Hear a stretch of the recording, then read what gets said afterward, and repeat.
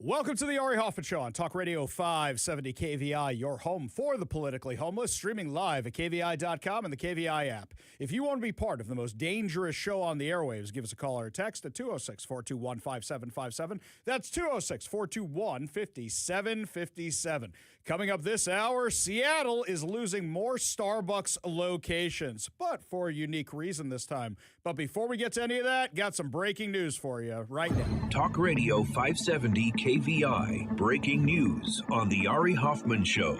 Shortly before we went on air today, we got the ruling from a federal court here in Washington denying the temporary restraining order in the fight to get our press passes to cover the Washington state legislature. If you don't know, right now there is a battle that has been going on for almost 20 hours where Republicans have been fighting against the Democrats' income tax. And it'd be really nice if a few reporters were down there to be able to cover it, like Brandy Cruz, Jonathan Cho, and me. But we are not given the same access to press areas that members of the Seattle Times, the Washington State Standard, and others are given. We get them at the governor's office. We get them in the Senate. But we don't get them in the House. We filed a lawsuit, as many of you know, when they denied our request for press passes back in January. We asked the court for a temporary restraining order, which is basically emergency relief, to say, hey, can we maybe get the press passes through the end of the legislative session because the thing ends on Thursday? And the judge denied that request. Now, that doesn't end the lawsuit.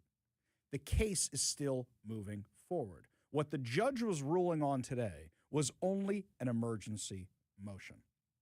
But let's get to what's the heart of the case, what's the meat of the case, because it gets to the First Amendment, freedom of the press, freedom of speech, and how journalism actually works in 2026.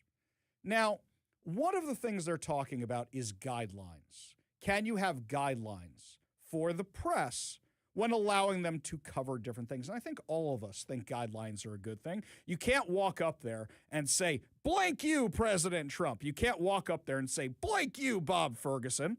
I think there can be some decorum, right? Guidelines can be there. The issue isn't whether or not guidelines can exist. It's what those guidelines are. And what the Washington State Legislature, with the House, what Lori Jenkins and the Capitol Correspondents Association are saying is that if you are involved in advocacy of any kind, you don't get to be counted as a professional journalist. That is not just an outdated view of how media works. That is something that was never how media worked. Where do we have some of the first people that were risking their lives by printing their opinions?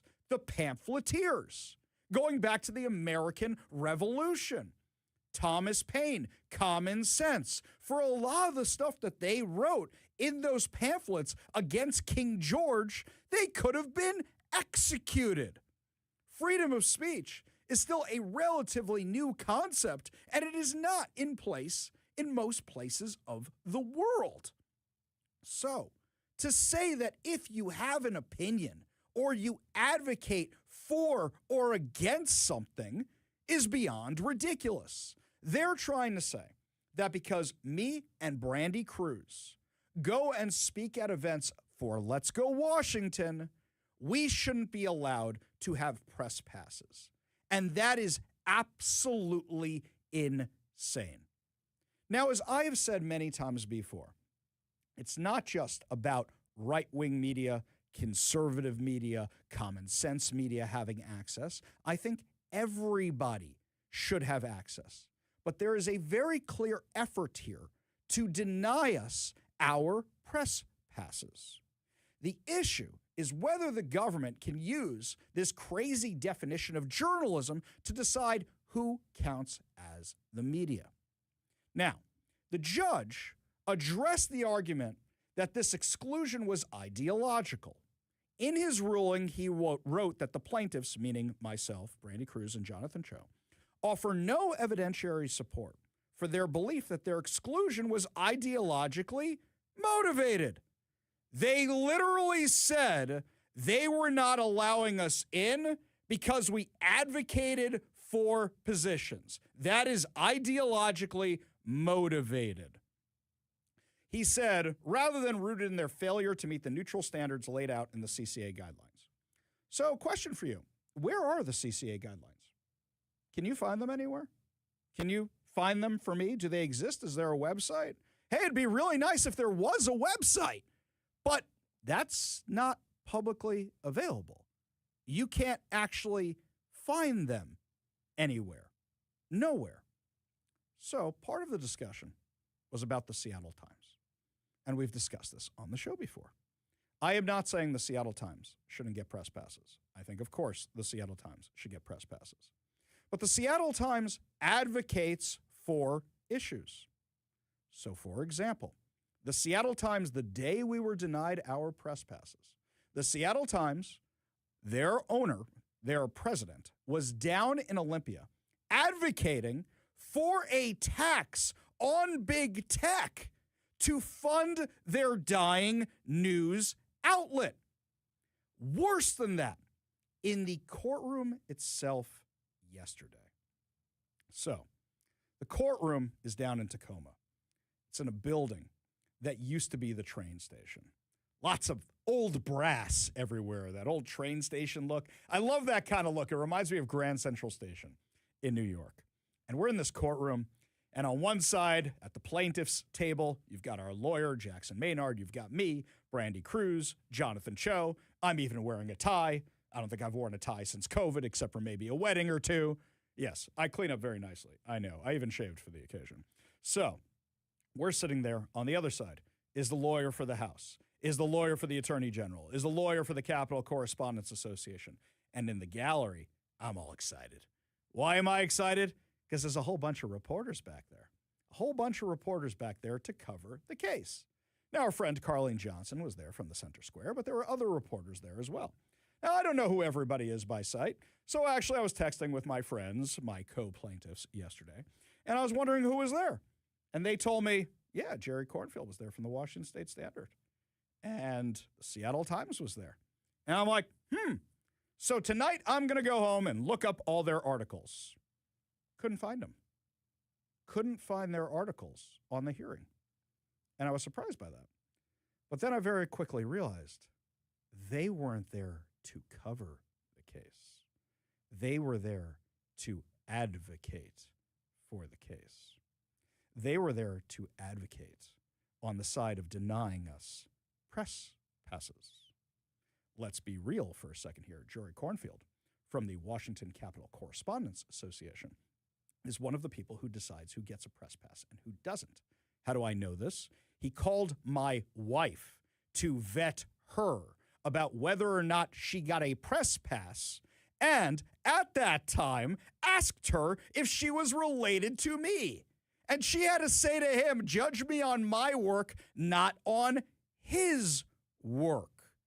The Washington State Standard, which Jerry Cornfield works for, which Jerry Cornfield operates, is one of the outlets that gets to decide who gets press credentials and who doesn't. And Jerry is trying to protect his little fiefdom because he doesn't get as many clicks as me, Brandy, and Jonathan, because his outlet is going the way of the dodo.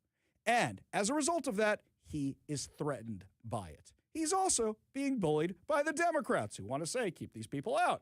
In fact, last year when Brandy Cruz and Jonathan Cho had a similar issue and threatened to sue, Jerry caved and handed all authority over to the Democrats, to the ruling party, back to the legislature. If we're supposed to be holding the government accountable, one of the members of the media who was in charge of holding the government accountable handed all responsibility back to the government. How are you supposed to hold them accountable? Anytime you advocate against a government policy, anytime you write against a government policy, you are advocating against the government. To say that because we advocate for something is a violation of their guidelines undermines what journalism is at its very, very heart. It's beyond crazy. And one of the things the judge said is that the relief we were asking for didn't really line up with where things stood right now. Quote, "It is unclear what effect, if any, this sort of ruling would have on the current circumstances in which plaintiffs were denied press passes on specific dates a month ago." He's right. We were denied press passes for those specific days. That's the court's way of saying that undoing the denial of the day pass that was requested 6 weeks ago won't give you a press pass today. But the judge also said we should have kept applying for a press pass every single day. Quote, "Plaintiffs have not applied for press passes other than those previously denied." Well, why would I apply for a press pass every single day to be denied every single day? That makes no sense to me whatsoever. What is the purpose of applying every single day when you know they're going to reject you every single day? So what the court is saying is that we were asking the court to help us sidestep the press pass application process entirely and use the judicial process as their application instead. No, we're asking you to say we should have gotten a press pass then, so give us one now because you didn't give us one then, which is a little crazy, by the way, because the House had already made its position clear. The criteria they were using to deny the passes wasn't going to change from one day to the next. Submitting application after application after application is just a waste of time and doesn't solve the constitutional problems we have right here. He also wrote this. He wrote, "Plaintiffs do not appear to challenge press credentialing itself under the First Amendment." In other words, the court saw us as challenging how the rules were applied, not the rules themselves. And I think this is going to be something that comes up in the next phase of the case. They also wrote, the court is skeptical that the plaintiffs have suffered an irreparable injury that warrants granting a TRO. Look, if I was petty, I would say, you know how many clicks I could have gotten from those interviews with legislatures that day? If I was petty, I could have said that, and I could have come up with a total. I could have done that. But you have a bigger problem here. I do not have press access. I don't. And I don't mean going down to Olympia. I don't mean that. I mean that when I email a lot of Democrats, they don't want to get back to me because they don't want to answer the questions. For example, Bob Ferguson's office has never gotten back to me with a response ever. Ever. He's been in office for over a year.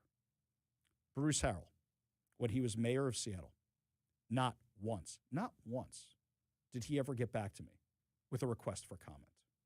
Not once. Katie Wilson, never gotten back to me ever. And they're not the only Democrats.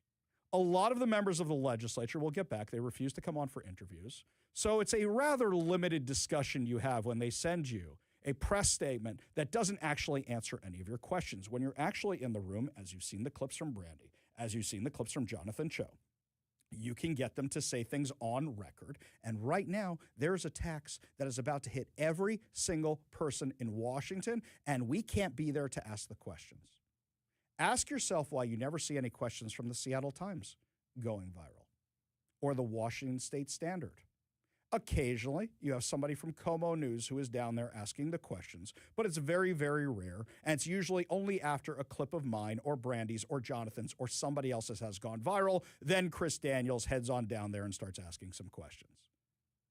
We are not getting the full access to cover this for you that other outlets are getting. We are talking about reporters being excluded from press areas of the legislature while the legislature is in session. If reporters are blocked from covering lawmakers in real time and asking questions, from observing what's happening on the floor, that's not something you can rewind and then just cover 6 months later like this judge wants us to do. For example, last night, Jim Walsh, representative from Aberdeen, chair of the Washington State GOP, he noticed in the wings on the Democrat side, he noticed that there was this graph, this table, showing when the Democrats had to be on the floor because they knew the Republicans were going to be taking 25 hours on the floor. He knew this was going to happen. So the Democrats needed a nap schedule. If Jim Walsh hadn't posted that, I wouldn't have even known it was there. Wouldn't have even known it was there. That's something we could cover. Hey, how many Democrats are actually in the room right now? How many of them are actually there? The legislative session happens only once. The votes happen once. The debates happen once. And if you're locked out while that is happening, the opportunity to report is gone. Sure, you can watch it on TVW. Sure, you can watch it from the gallery. You can't ask any questions. You can't see up close what's actually going on, what's on the wall, what they're saying in the halls, what's going on in the people's house. These are all the little things that have come up because of this. But because the modern media world includes people who report the news, investigate stories, host podcasts, run independent outlets, and yes, sometimes express opinions about politics, that doesn't make them activists. It makes them journalists, not just in the modern era, but the very heart of what journalism has always been. And that's at the core of this case. They don't want us down there. And what's worse is that you're never going to see an op-ed from the Seattle Times editorial staff about why we should have press passes. You're never going to see anything in the Washington State Standard. I bet today, the headlines you're going to see is conservative right-wingers denied press passes to Olympia. And here's all their faulty arguments. They are gleeful. They will be gleeful that we were denied the press passes because they think to themselves, we protected our little fiefdom. This is the area we protected. That's what they're going to think to themselves. Without realizing they're making themselves more and more irrelevant every single day.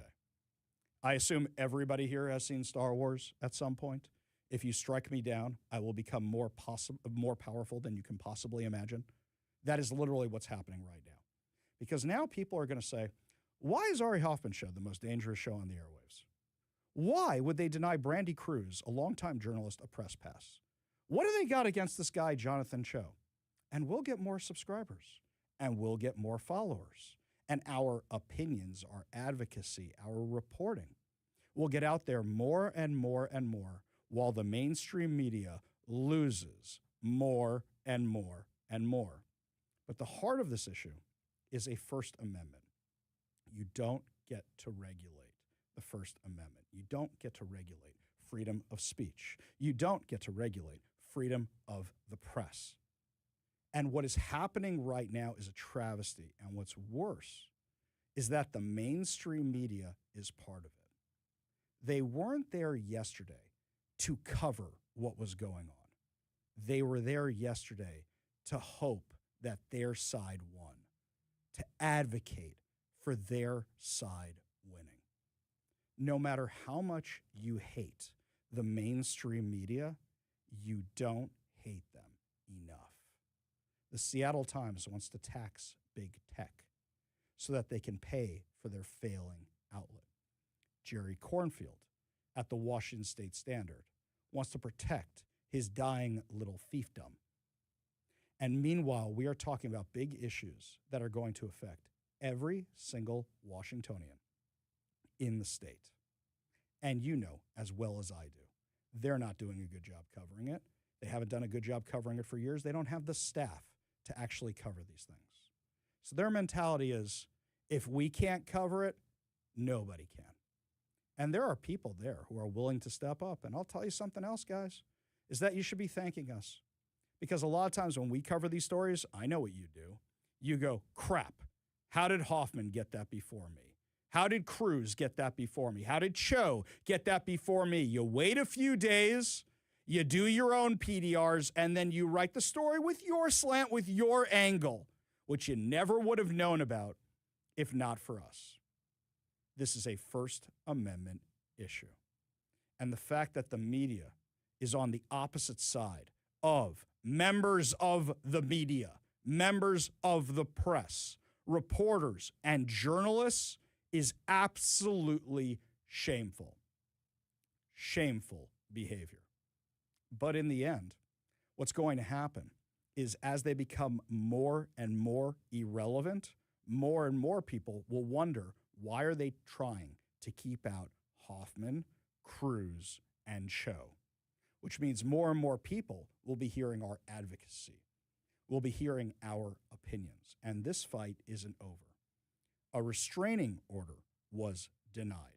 The case continues. And we will keep you updated because news here we bring you before anybody else. Who broke the story that Starbucks was possibly leaving Washington State, which turned out that, yes, corporate Starbucks is leaving Washington State. And in fact, my friends, when we come back, it's so much worse than that because now they're closing more high-profile stores in our area, and the mainstream media isn't telling you why. We'll tell you why when we come back. You're listening to The Ari Hoffman Show.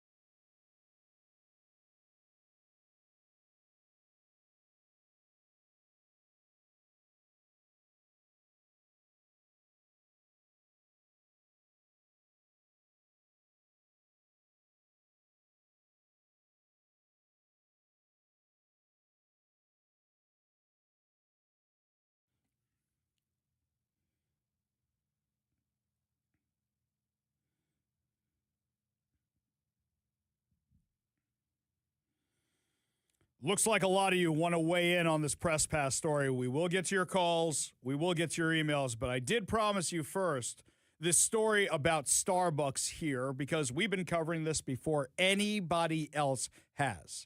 So we're the ones who broke the news that Starbucks corporate is leaving Seattle. Don't believe them when they say, oh, we're hanging out, because we confirmed that one of the buildings that they lease, they have just given up the office space, paid out the office space, and they are out of here. Sayonara. Oh, don't worry. I'm sure Boeing corporate offices are coming back one day, right? Right? Nobody? Okay. Well, then we find out they are closing 5 stores in early April. So one of them is my Starbucks.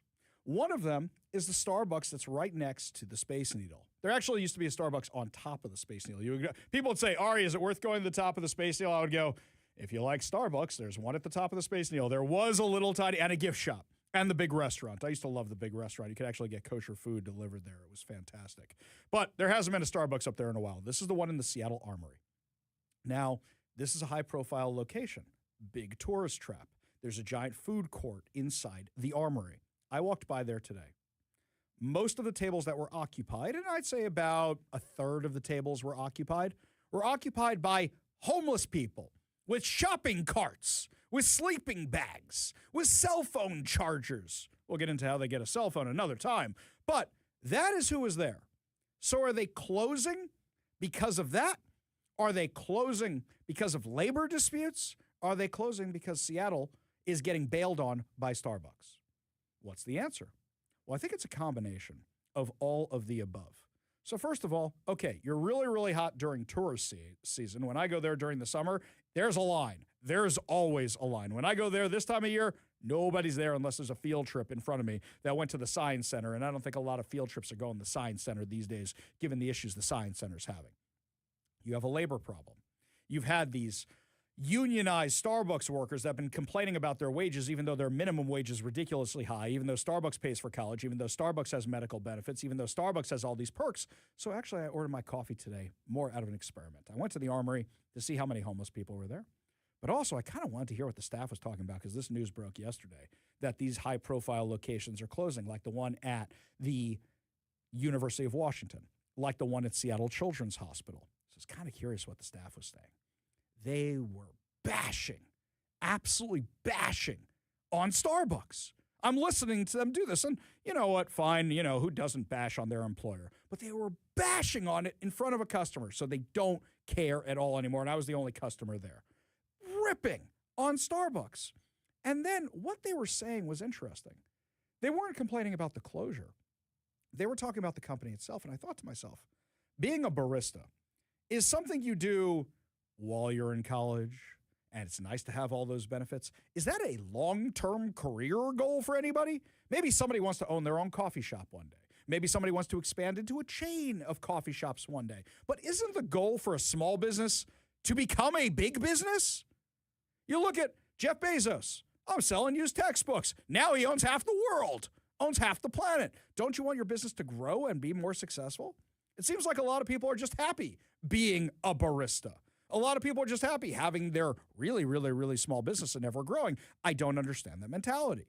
Don't you want your business to grow and become more profitable and become bigger and better and become a chain like McDonald's or Starbucks or anybody else? It seems like there's this real desire for mediocrity, that this is where I'm going to be the rest of my life. You don't have any ambitions?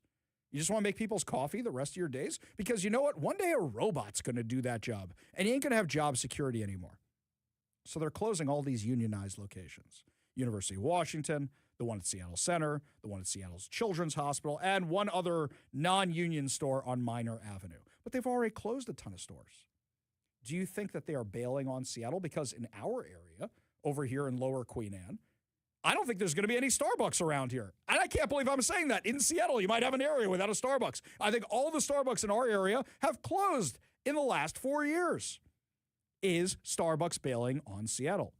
Do you blame them? Do you care? Do you think it's because of the union? Do you think it's because of the crime? Because we know that Howard Schultz says a lot of these were closing because of the crime.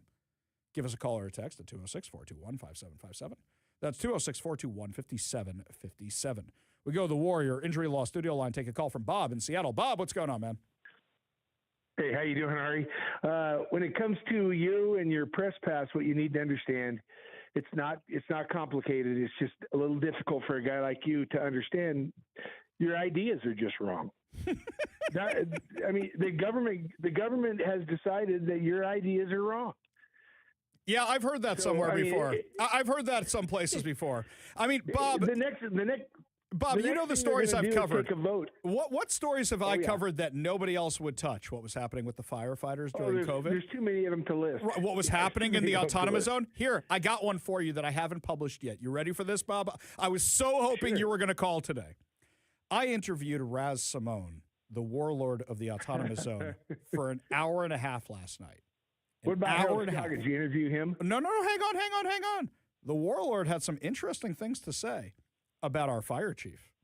He had a lot of interesting things to say. Now, I got to reach out for comment, and I got to verify some details. I got to do, that journalisming thing. I got to do that. But who else did that after his verdict the other day? Anybody? Did anybody try that whatsoever? I don't think anybody will. Exactly. I don't think anybody will. Exactly right. Bob, I appreciate the kudos. Appreciate you being part of the show. You want to be part of the show, you give us a call or text at 206-421-5757. That's 206-421-5757. This is a great text here from the 206. Ari, imagine if Dan Rather and CBS were denied access during the Vietnam conflict. They would have screamed like bloody murder at the Johnson administration, and that's the way it is. Right, exactly. Exactly right. Exactly. And that actually changed the course of the war, and not for the better. This one from Pam in Lake Stevens. We're just supposed to be spoon-fed the approved media dialogue. Pam, it's worse than that. You know how many times I see media outlets just writing the press release, just posting the press release? Sure, they change an and a the and a but they're literally just writing what it says in the press release, which is beyond bonkers. Absolutely beyond crazy. Take one last call before we go to break from our friend Transit Joe. Transit Joe, you seem to disagree with me on this. What's going on? Well, what's going on is I think the problem isn't just the press pass issue, it's the press rules. You see, I read them, and they don't even allow you to approach the legislator. And so I didn't fill out one for my little beehive because I'm also not getting responses back. So I got a solution. Mm-hmm. How about instead of fighting with each other, how about we all demand that legislators have to come in for a weekly press conference and they have to take serious, pertinent questions on bills before the legislature, whether it's the income tax, public records exemptions. I'll tell you something, Joe. I would like nothing better. But as I said in my opening segment, a lot of the members of the media are on the other side of this argument. They don't want us having that access. You know which outlets they are. Some of them I listed on the show. There's a lot more of them. Yeah. And I wish that what you said was 100% true, because I can't believe I advocated for outlets like The Stranger before, but I did it because of freedom of press. I did it because of freedom of speech. And it's insane to me that outlets like the Seattle Times and the Washington State Standard are on the other side of this. Joe, appreciate your support, appreciate the call, appreciate you being part of the show. You want to be part of the show, you give us a call or a text at 206-421-5757. Mr. KVI will like this one. Robin Lakewood says, Starbucks are closing, leaves the opening for Ari's Kosher Coffee. No, we're not doing Ari's Kosher Coffee. That is a terrible idea. We are not doing that at all. Because you had one more K in there, we got other problems too, by the way. When we come, yeah, he spelled it with a K. You're all like, oh, Hoffman can't spell. When we come back, my friends, lots more to discuss, including Democrats reveal their true agenda behind why they aren't funding the Department of Homeland Security. That plus more of your calls. You're listening to the Ari Hoffman Show on Talk Radio 570 KVI.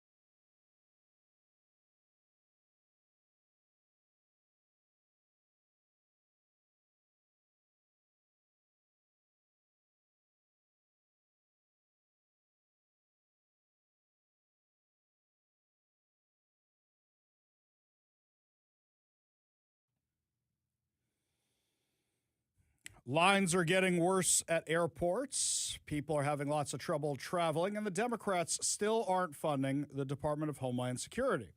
What's the end game here? They wanted Kristi Noem gone. She's gone. What do they really want out of this? And the truth is they don't want the Department of Homeland Security to exist. I mean, these are the same people who opened the borders wide open during the last 4 years of the Biden administration, the only 4 years of the Biden administration, thank God. And that's what they want. Don't take my word for it. Here's Representative Pramila Jayapal, Democrat from Hamas, telling you that's exactly what they want. Which we have been 150% clear we are not funding DHS, ICE, and CBP, not a penny more, because these are completely lawless agencies. They all have to be dismantled. They are not operating with regard to the rights of people in the United States, whether it's U.S. citizens, legal permanent residents, or people who have been here for a long time and committed absolutely no crime. Or people who have been here for a long time and committed absolutely no crime. How'd they get here then? How did they get here then? You want to know what the Democrats have teed up for if they win the midterms? We really need to, as soon as we get the gavels back, we have to dismantle DHS and ICE and CBP. And we have to reconstruct them to what they really should be doing. Remember, don't let people tell you that these are agencies that have always existed and they need to exist. They didn't exist before 9/11. So what should they be doing? You want them to keep terrorists out of the country? Great, I agree with you. Let's do it. Let's do it. So what do you want them to be doing? Gee, why was the Border Patrol created? That's a head scratcher. Why did we create the Border Patrol? Can I phone a friend? Please, somebody? Can I? Yes? No? Why did we create the Border Patrol? Why do we create the Department of Homeland Security? Well, of course, the representative from Hamas is worried that her terrorist buddies won't be able to get in the country anymore. That's just one member of the House. Oh, wait a minute. Here's the House Minority Leader, Hakeem Jeffries, who might become the House Majority Leader after the midterms. Completely and totally out of control group of people. It's the reason why we are in a DHS shutdown right now, because Republicans have refused to agree to the type of bold, transformative, meaningful, and dramatic reforms we are demanding in order for the Department of Homeland Security funding bill to move forward. What are they demanding? Amnesty for everybody. Amnesty for everybody here illegally. That's what they're demanding. That's one of Ronald Reagan's big mistakes. He didn't make many, but he did have a big one, and that was amnesty. Because as soon as you open the door to that, look at the problems it's created ever since. DACA was based on that. And that's where they're coming. Ronald Reagan was such a reasonable Republican. You know how much they bashed him? You know how much they bashed George W. Bush? You know how much they bashed all these guys? Give me a break. Give me a break. Oh, yeah, that's a reasonable Republican. Watch, one day, they'll even say, look how much better things were in the Trump administration. Just because they'll have a new monster of the week they want to go head-to-head with. We go to the Warrior Injury Law Studio line. Take a call from Bill in Seattle. Bill, what's up, man? Hi, Harry. I'm just very upset. I just can't understand the Senate Majority Leader John Thune, who repeatedly and stubbornly refuses to switch to a talking filibuster, as in Mr. Smith goes to Washington, which used to be the norm for dozens of years, for decades, just because he wants to help his Democratic friends in the Senate obstruct the Save America Act, which is being supported by 85% of Americans, black, white, Democrats, Republicans, Hispanics. I just don't understand. Despite the mounting pressure and the urging of President Donald Trump, the Senate Majority Thune, with a Republican in name only, would not budge, would not even try to say, okay, I'll compromise. I'll let the Democrats who are opposed to the bill stand up and say why, state why, but he doesn't want to do that. Yeah, well, He's the reason he Democrat. doesn't want to do it, you said exactly why he doesn't want to do it, right? Does anybody really want to use the filibuster? Does anybody really want to use that gun in their chamber, the bullet in their chamber? Does anybody really want to do that? And this is becoming a sillier and sillier fight. Nobody wants to be the first one to do it, but somebody's going to be the first one to do it. I did like that suggestion we got from one of our listeners. Sure, just break the filibuster, then codify the filibuster as soon as you're done with that, right? That was a suggestion that was given here on the show by one of our listeners. Bill, I can't disagree with you. In fact, later in the show, we have Chuck Schumer accidentally revealing what he's worried about, and we also have Hakeem Jeffries saying why he really wants to get rid of all the Border Patrol guys and everybody else. He doesn't want them near polling stations. Whoa. What's the problem with having them near polling stations unless you're worried about who's voting, right, Bill? Yeah, of course. The Democrats want to cheat, and I believe that the 2020, if they did actually win, it's just because the 20 million illegal immigrants that weren't vetted and weren't ID'd. I mean, look at it, Ari. When you go to the library, you're being ID'd.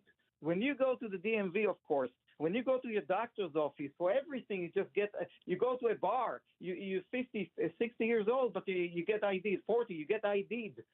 I mean, you purchase alcohol at Kroger. I got a good one for you. I'm sorry to interrupt you, Bill. I got a good one for you. One of the Fox News anchors posted that he was getting on a plane the other day, and somebody came up to him and said how much they hated him because he supported voter ID and the SAVE Act. And the Fox News anchor, according to his tweet, turned to this person and goes, "How'd you get on the plane today, sir?" Which I thought was great. Bill, I hear your passion. I hear where you're coming from. Really do appreciate the call. Appreciate you being part of the show. You want to be part of the show, you give us a call or text at 206-421-5757. That's 206-421-5757. And when we're talking about reforms, maybe we could reform how people just blatantly lie on their immigration paperwork and then are held up as some kind of hero by the left where they get invitations to Gracie Mansion, even though they're helping out terrorists. Up next, my friends, you're going to hear who Mamdani invited over to Gracie Mansion and why it's such a problem for so many of us. We'll tell you what's going on when we come back. You're listening to the Ari Hoffman Show on Talk Radio 570 KVI.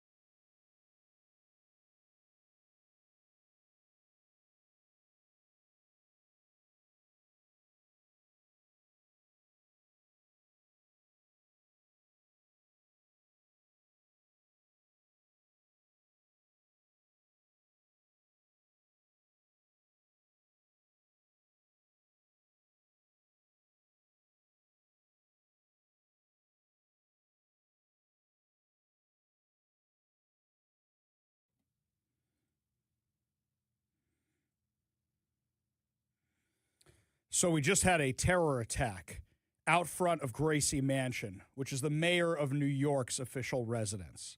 And there are some iconic pictures out of this thing. No, I don't mean the terrorists throwing the bombs over the far left anti-ICE protesters. Not those.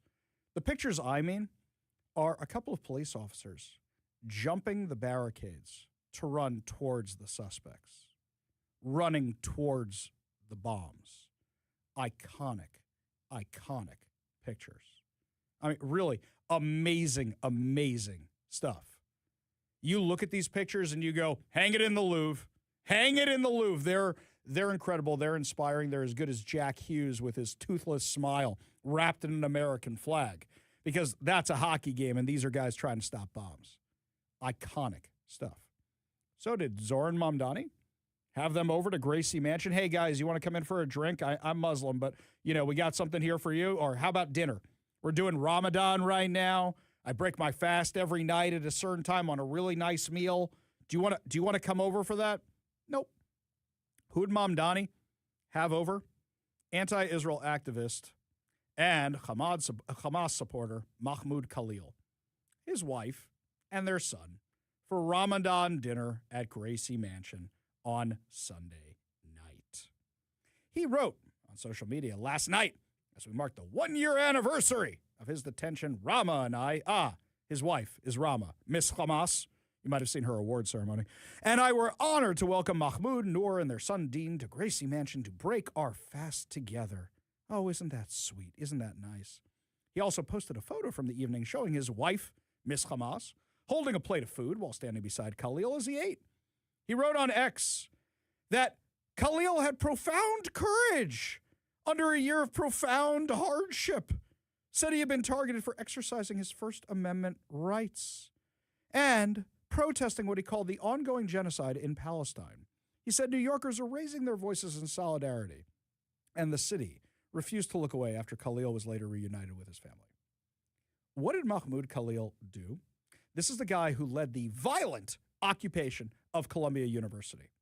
This is the guy who trapped 2 custodial engineers in a building, 2 janitors, trapped them in a building, people of color, trapped them in a building during one of their occupations. This is a guy who was giving out Hamas material. This is a guy who even said, we are Hamas. We tried armed resistance, which is again legitimate under international law. We are the resistance, according to international. You and Hamas. That's the we there.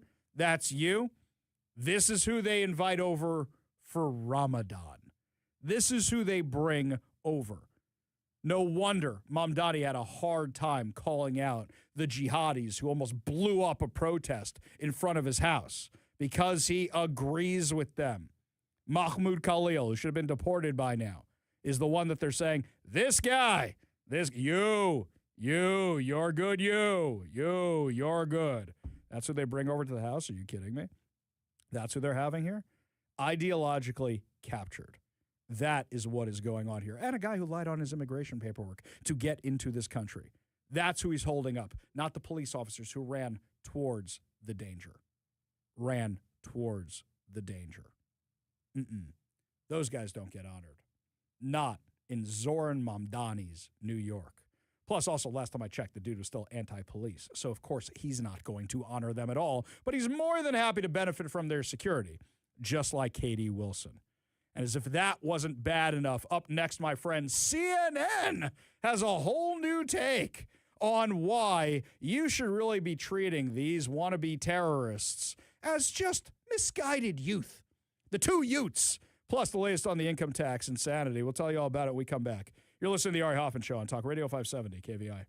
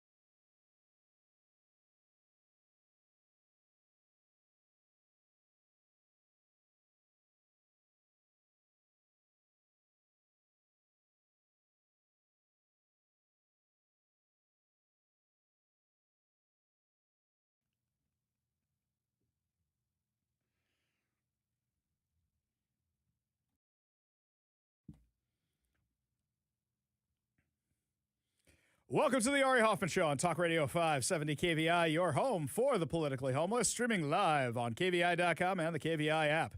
If you want to be part of the most dangerous show on the airwaves, so dangerous, the White Washington Correspondents Association won't give us a press pass. Give us a call or a text at 206-421-5757. That's 206-421-5757. Coming up this hour, some good news out of Washington, but unfortunately we begin with some bad news. The Democrats are still pushing forward with their insane income tax. They are into the 20th hour of issuing amendments trying to stop this thing.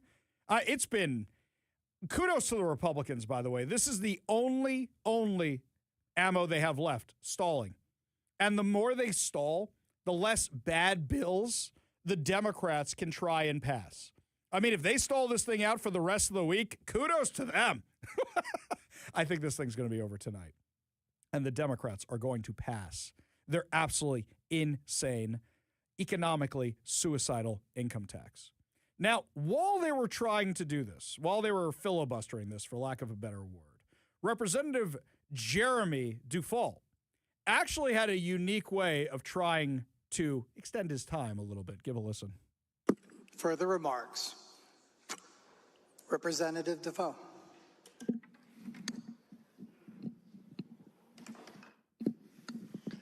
First to fight for the right and to build our nation's might, and the army goes rolling along. And it's hi, hi, hey, the army's on its way. Shout off the cadence loud and strong. 2, 3, 4, where we go, you will always know that the army goes. They cut him off. Oh, they cut him off. They silenced the microphones. Oh, what do we do? The member please confine remarks to the policy.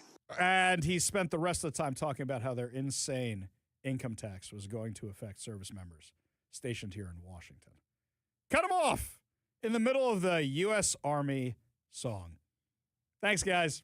Now we know where you stand. Oh, you just gave fodder to our side, absolutely. But really, Democrats don't care. As we saw from the picture Jim Walsh posted, which is a picture of the Democrats' nap schedule up there on the walls of the chamber, where basically it's here's who has to be in the chamber when, so the rest of you can go get some sleep. The Republicans, they've been up all night. I gave up at 3 a.m. watching this. I said, I got a show to do tomorrow. I got things to do tomorrow. They have been there all night. Now they have a limited number of amendments they got in before the deadline, 75 of them. The math on this was that it was going to take at least 25 hours to hear all of them, do a roll call on all of them, and that's exactly what the Democrats are doing. Excuse me, what the Republicans are doing. The Democrats, on the other hand, I wonder if they're drinking again. Representative Fitzgibbons, the majority leader for the Democrats in the House, he didn't look so good, holding the microphone really, really close to his chest, hair askew again. By far, the largest expenditure in the state general fund is on K-12 education. The next biggest, by far, is healthcare, specifically our Medicaid program. Hold that microphone really After tight. that, childcare, higher ed, the safety net for people with disabilities. That's what we spend the general fund on. That's what this revenue stream is going to support. That is Please not vote no. what this revenue stream is going to. That is not true at all. It's going to pay for things like laser hair removal for trans inmates, for trans surgery for convicted felons, for self-service stations for men to service themselves and each other. Would you like more in this list of the insane stuff that we spend money on in this state? Oh, how about healthcare for illegal aliens? How about that one? Are we doing the hockey for illegal aliens this year? I don't think we're doing the hockey for illegal aliens. The amount of insane things we spend the money on, we have a spending problem. We don't have a revenue problem. It'd be nice if anybody from our local lamestream media were actually covering this. Nope, not there. Oh, wait, wouldn't it be nice if you had a few people who were actually willing to go down there and cover all this? Hey, I would have brought a pillow, and I would have slept in the wings or somebody's office at one point last night. Or, you know what? I would have powered through. That's right. I would have had a quadruple espresso. I mean, Kevin seen me when I have a quadruple espresso. I'm not pleasant to be around. Okay, I will tell you this. If during the RNC I can get by on 3 hours a night for a week, I can get through a 25-hour session there in the legislature. I can do it. All right, not a big deal. Every Jew who's listening to this right now is like, dude, you stay up all night once a year for Shavuos. It's a Jewish holiday where you prepare for the receiving of the Torah, so you stay up all night studying Scripture. If I could stay up all night studying Scripture, I could stay up all night listening to the boring stuff that's going on in the Washington. Maybe that might be too much. Is there a Starbucks or a coffee shop somewhere in the legislature? I assume it closes at some point where it's just going to be Hoffman wandering the hallway in a weird, like, caffeine stupor. Maybe that's why they don't want me down there. If only we had a reliable media that was covering this accurately. Hey, what are the Democrats actually spending them on? Have you seen anybody, aside from me, Brandy, and Cho, talking about the insane things the legislature wastes money on? Anybody? Have you seen anybody covering what Doge Washington is doing? Anybody? Have you seen anybody recruiting any? Oh, wait, there I go. I'm advocating for things again. Uh-oh. Hoffman's advocating for things again. Oh, our national media is no better. Did you see what CNN wrote earlier today? All right, let's go over the facts of what happened in New York again. 2 jihadis came into New York with bombs trying to blow up a white supremacist rally outside of Gracie Mansion. These are the facts, and they are undisputed, as they say in those TV dramas. Would you like to know how CNN covered it? 2 Pennsylvania teenagers crossed into New York City Saturday morning for what could have been a normal day, enjoying the city during abnormally warm weather. Yes, quite the shame.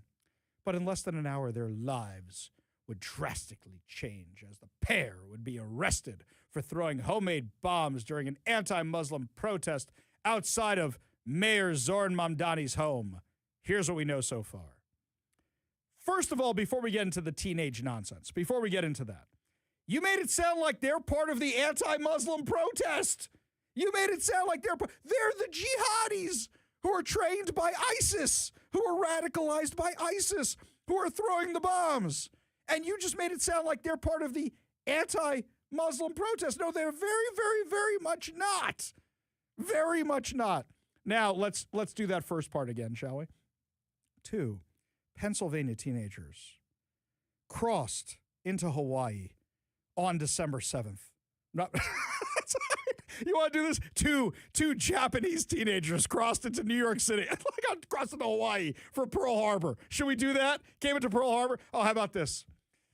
2 Saudi teenagers got on some airplanes flying to New York City on September the 11th on an abnormally warm weather September day. We could do this all day long. Are you kidding me with this? CNN got ratioed so hard for this. They had to pull it down. And here's what they wrote. A post regarding the 2 individuals arrested for throwing homemade bombs outside New York City Mayor Zoran Mamdani's home failed to reflect the gravity of the incident, thereby breaching the editorial standards we require for all our reporting. It has therefore been deleted. You guys didn't mention they were jihadis. You didn't mention they were members of ISIS. Your editorial standards. Okay, can we stop for a second here? You think posts on CNN go up without an editor signing off on them? Which editor signed off on this? In addition to that, who okayed the story? This was the lead for a story. And you want to know how you really screwed up? Brian Stelter is trying to defend you. If the baked potato who you fired is still trying to defend you, trying to get his show back, reliable sources, my you-know-what. Hey, wait a second. Who wrote this piece of dreck? Who is this person who actually wrote this nonsense? Taylor Romine, a journalist studying at Columbia University Graduate School of Columbia. They're really putting out the best and the brightest these days, right? You get Mahmoud Khalil, the guy who's basically running Hamas in New York. He's the president of the Hamas chapter in New York. And you've got this gal who writes about, the wayward teenagers. Oh, the poor wayward teenagers. All they wanted was a trip to New York to blow up some white supremacists on behalf of ISIS. And you didn't let them finish their dream. How dare you? It would be funny if it wasn't so tragic.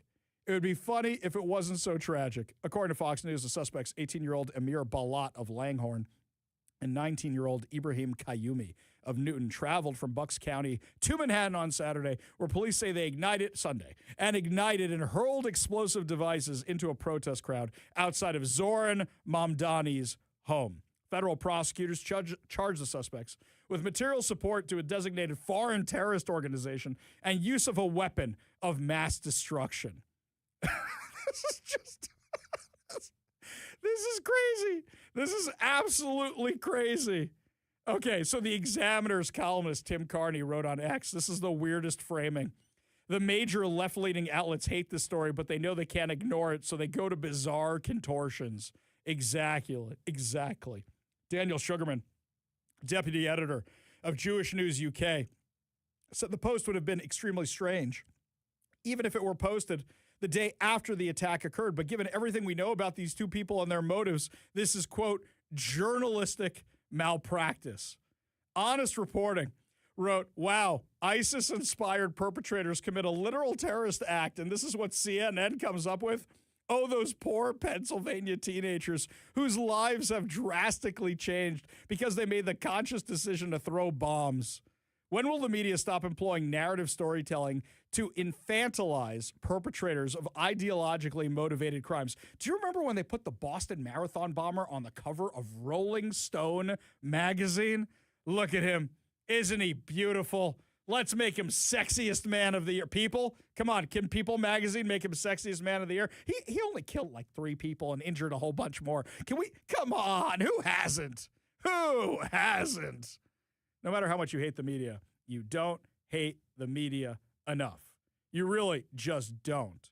The fact that CNN finally deleted this thing shows exactly how bad it is. But this is who they're training. This is who's writing the stories for them. Give me a break. Who else did this person work for? Taylor Ramine. They have previously... Wait a minute. They have previously worked... Hang on. Where's their social media profile? What are your pronouns? Pronouns! They, them. Ah, I see. So, hang on. The person who identifies as LGBTQIA2 spirit, plus minus sign, divided sign, that person is defending the jihadis? Oh, the poor teenagers. You want to know what the jihadis would do to you in Gaza or in Iran? Okay, it's different punishments depending on where you live. In Iran, they don't usually throw you off the roof because then they have to clean it up. So they hang you from a construction crane. In Gaza, they don't care. They throw garbage everywhere, so they throw you off the roofs if they had any roofs left in Gaza. Oh my God, I can't believe this. I think this is their LinkedIn bio. They hold a BA in media studies and, wait for it, a BA in gender and women's studies from the University of California at Berkeley. You cannot make this stuff up. I think you should get a refund on your gender studies because apparently you don't know there's only 2. Unless, oh my God, I'm sorry. I'm so sorry. Are you bipolar? Because then the they, them makes a lot of sense. That they, them, there's a whole bunch of people inside your body. I understand. You're like Edward Norton in Primal Fear. There was no Aaron counselor, right? We all saw that? Yeah? No? Oh, come on.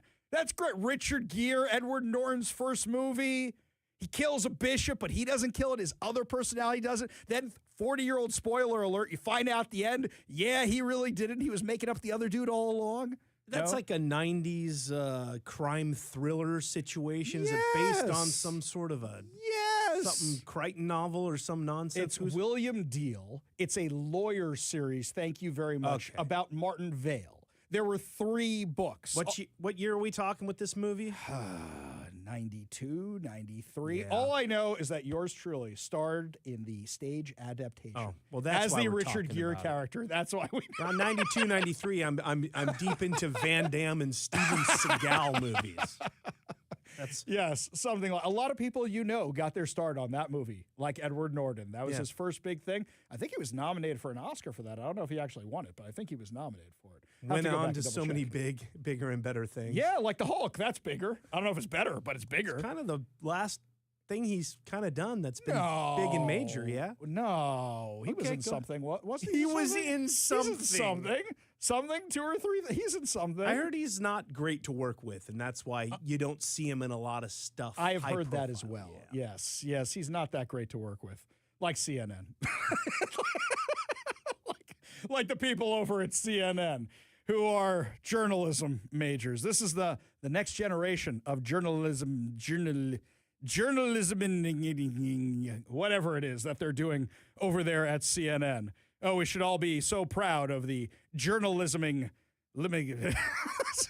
And you want a press pass? What do you got going on? I don't know if it's actually a verb here, man. I'm trying to figure out. Their journalisming is going everywhere. It's going all over the place. Oh, absolutely crazy stuff. All right, let's check in on the Republicans on the House of the Floor. I feel like we just need the Energizer Bunny.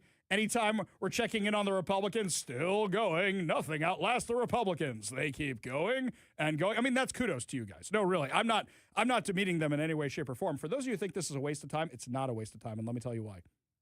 Every minute they eat up in the legislature right now, the legislature ends when it ends.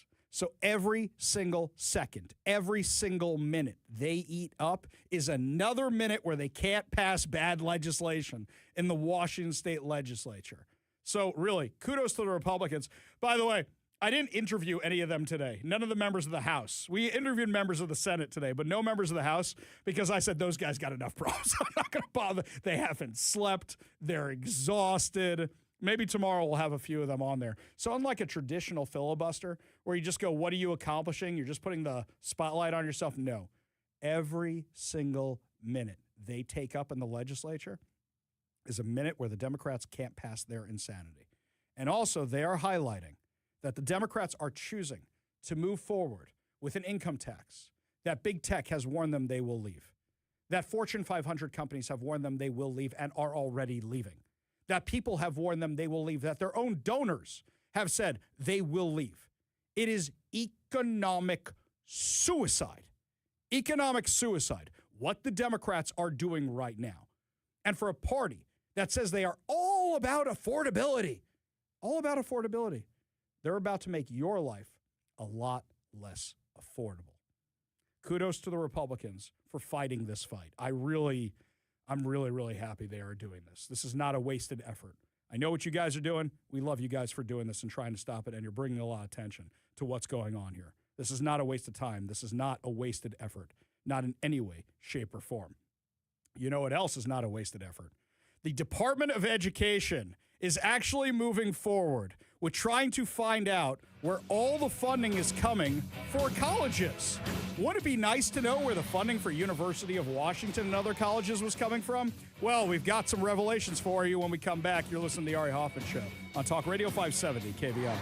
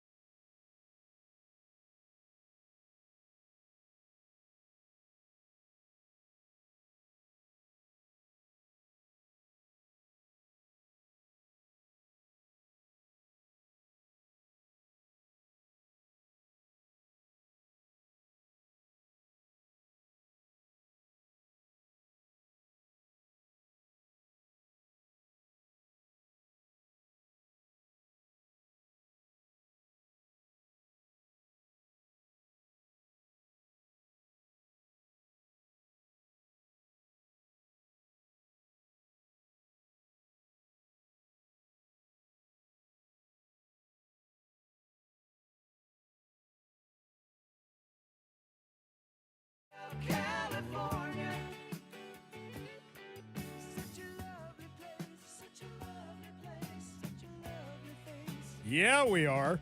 You're listening to the Ari Hoffman Show. And when you hear music that's not really from an era I was born in, that means it is time for one of our fantabulous prize giveaway opportunities. So today, we're giving away two tickets to see the Guess Who with Don Felder from the Eagles, by the way, as I understand it. So I've been told. So we've been told. Don Felder on August 22nd at Climate Pledge Arena. Plus, as a bonus, you get two tickets to the Seattle RV Show, March 12th through 15th. So you can buy an RV and then you can park it near the stadium so you can go see Don Felder and the Guess Who. It'll be perfect. It'll be fine. It'll be fantastic. Anyway, if you want to win these fantabulous prizes. But, of course, if you get a traffic ticket because of that, don't say that KVI said you could do it. No. I'm not responsible for where you park. Yeah. I just said nearby. Yeah. I didn't say illegally park it. That's my gig. Yeah. I just, telling people you can just park your RVs anywhere. No. I mean, if you bought it legally, then you don't get to do that. Anyway, you want to be entered in this fantabulous giveaway. All you have to do is enter the keyword I give you and text it to the number I give you. Today's word is hotel. As in, there you go. Exactly right. Hotel Cal. What? It's such a nice surprise when I give away these prizes. Text the word hotel, HOTEL, to 206-421-5757. That's 206-421-5757 for your chance to win. I saw this headline from The Stranger, and I just started laughing. So who's the prime sponsor of the income tax? Senate Majority Leader Jamie Peterson. Very progressive. This is a guy who thinks girls should be allowed to have abortions when they're 13 years old. This is a guy who thinks kids should be able to make their own medical decisions at 12 or 13 or whatever it is. This is a guy who can't define what a woman is. This is a guy who is pushing for the largest tax increase in state history and has pushed through the income tax and pushing through any kind of tax you can imagine. This is a guy responsible for all of it. But you can never satisfy the mob. And you can never be progressive enough for progressives. Senate Majority Leader Jamie Peterson, who sponsored the income tax and supported all the other bad tax policies that are destroying businesses, has drawn a progressive challenger who thinks he's not taxing the rich the right way. I'm sorry. It's just too good. Her name is Hannah Sabio Howell, is challenging him in the 43rd district. What's her word? What's her argument? Choose your fighter. And the Democrats are going to say, okay, hang on a second. We got Jamie Peterson, very progressive, and he's gay. All right, that's two checkboxes. What about Hannah Sabio Howell? Well, I think she's a person of color, so we'll give her that checkbox. She's a woman. That's two checkboxes. And she's progressive. That's three checkboxes. And she has a hyphenated last name.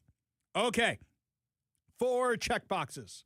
So even though we have this guy in power, we're going to challenge him from the left. This is so good. I can't think of anybody more deserving. Well, while they're spending all this money, the question is the money they're not spending. What do I mean by this? There is money that is coming into colleges, including University of Washington, from foreign entities. And we don't know where it's coming from. We don't know who's giving them the money. And what, you think money doesn't come with strings attached? Somebody wanted me to do a project at one of the synagogues, and they said, we have an anonymous donor to pay for it. I said, cool. Tell me who the anonymous donor is. And they said, no. And I said, then we're not doing the project. And they said, well, it's hundreds of thousands of dollars. I go, tell me who the donor is. And they said, why? You're going to steal them. I go, no, I'm not. I want to know who I owe favors to. I want to know who's going to come knocking on my door one day and say, I give you hundreds of thousands of dollars for this, and can you help me out with that? I do not do anonymous. We don't do that. I want to know who this person is. Minimum me. Well, now, according to the Daily Signal, the Department of Education will soon require universities to publicly disclose the counterparties of foreign funding. A senior education department told the Daily Signal, Section 117 of the Higher Education Act requires higher education institutions to report gifts and contracts valued at $250,000 or more to the Department of Education to make them available for public inspection. By the way, that's a legit thing. Nonprofits do the same thing all the time. I know I filled out a lot of grants for nonprofits in my old age. Universities currently report counterparties, they're gifters, not grifters, gifters or contractors to the agency. However, the identities of foreign counterparties are not made public, which a senior department official said violates the law. Total gifts received from counterparties of concern are listed in Section 117 Foreign Gift and Contracting Reporting Portal, but the gifters' identities are not named. So, the official said the law is very clear. It says the Department of Education has to make available for public inspection the reports submitted by the universities, and we're not doing that right now. This isn't a new law. This is a law that is on the books that they are not actually doing, that nobody's been doing for a long time. For example, how much money is coming in from Qatar? How much money is coming in from the Confucius Institutes, for the Confucius Institutes at universities across the country? How much money is coming in from Saudi Arabia? How much money is coming in from these countries that don't like us that much? Wouldn't you like to know? I think so. Naming the counterparties will reveal to the public if universities are funding by concerning entities. Quote, it's appropriate for them to be transparent with the American people, with Congress and the media. Currently, even members of Congress don't have access to the identities of counterparties of concern. Now, here's something. We are taught, actually in my faith, that anonymous gift giving is one of the best things you can do because you're just doing it for the sake of heaven, for the sake of the institution, and for no other reason, right? So, if it's a big donor who wants to do something like this, just one person has to know, right? The person taking the check, and maybe the congressperson, and do a quick background check. Is this person somebody who should be concerning? Are they not? Is this a motivation here? Do they want a favor in the future? Is it a political thing? Can we just check it out? Can we make sure they're not a drug dealer or something like that? Can we just check it out? That seems pretty reasonable. Why would you object to something like this? The only reason you would object to revealing things like, voter rolls or something like that is because you're afraid of what might be found. So if anybody goes crazy about this, you should ask what their motivation is. There are ways of still keeping these things as confidential as possible, but still the right people doing checks on where this money is coming in for educational institutions. You agree with me, you disagree with me, give me a call or text at 206-421-5757. That's 206-421-5757. Now, we need to check in on the legislature. So, up next, my friend, Senator Nikki Torres is going to be joining us with some good news for a change out of the legislature. One of those homes for sex offenders looks like the local neighbors were able to stop it. We'll tell you how you can do the same thing in your neighborhood, give you a little hope for the future. You're listening to The Ari Hoffman Show on Talk Radio 570 KVI.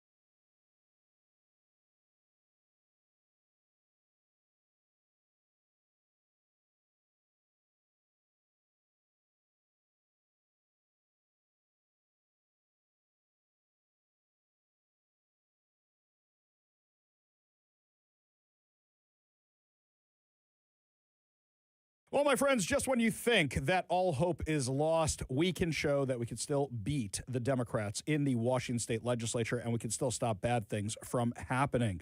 In Kennewick, we've been following the story of this less restrictive housing alternative, which basically means they can put a sex offender in the house next door to you without any warning or notice whatsoever. The good news is that the good people of Kennewick were able to stop it with some help from our Republican friends in the Washington state legislature. Joining us now on the Warrior Injury Law studio line, Senator Nikki Torres. Thank you so much for being with us today. Yeah, thank you, Ari. It's a pleasure to be here. Congratulations on stopping this. It's a huge win for your constituents. Tell us what happened. Well, I'm glad it was mainly the constituents that were able to pull this through. We did, myself, Senator Banky, Rep. Connors, and Rep. Barnard were dropping a slate of bills, both in the House and in the Senate, to try to prevent the LRAs and future LRAs. And believe me, we're still going to keep working on that. And we've been meeting with DSHS, the Civil Commitment Group, and DOC, as well as someone from the governor's office as well, to ensure that the work continues. But for now, we are so glad to see that this house is no longer going to be a house, less restrictive alternative placement house for sex offenders, which is level 3 sex offenders. So let's back up for a second here on how this actually happened. You guys had no idea this thing was coming. You guys caught wind that this thing was moving in next door. And if you guys hadn't, then it would have just been there. But the community rallied together, and I saw people who are Democrats. I saw people who are Republicans. I saw people who are independents, because I'm in one of your neighborhood groups, and I saw all the people rallying about this. But still boggles the mind that if somebody hadn't caught wind of this, they would have had no idea that they literally had all these level 3 sex offenders sitting next door. That's correct. You know, we didn't get any kind of notification in the 15th legislative district, nor did the 16th. The only DSHS did send a notice, but this was after the fact, after the house was purchased. So after the close of the sale of the home in Kennewick, I believe it was like December 6th or 8th, when the legislators in the 8th legislative district, which is Rep. Connors, Rep. Barnard, and Senator Banky, received a notice from DSHS. And then that's when the conversation really got heated, and they were scrambling to figure out, okay, why is this happening? Where is the loophole in this? Why are level 3 sex offenders? I mean, because one thing we do have to look at is that level 3 sex offenders have an over 77% chance to reoffend, and they should not be placed in communities such as Kennewick. Okay, let me back this up for people who have never heard about this before. We have a place here in Washington called McNeil Island. It's basically our own modern-day Alcatraz, but it's for sex offenders who the FBI has deemed the most dangerous, the worst of the worst, the most likely to reoffend, just like Senator Torres is talking about, and they're on this island.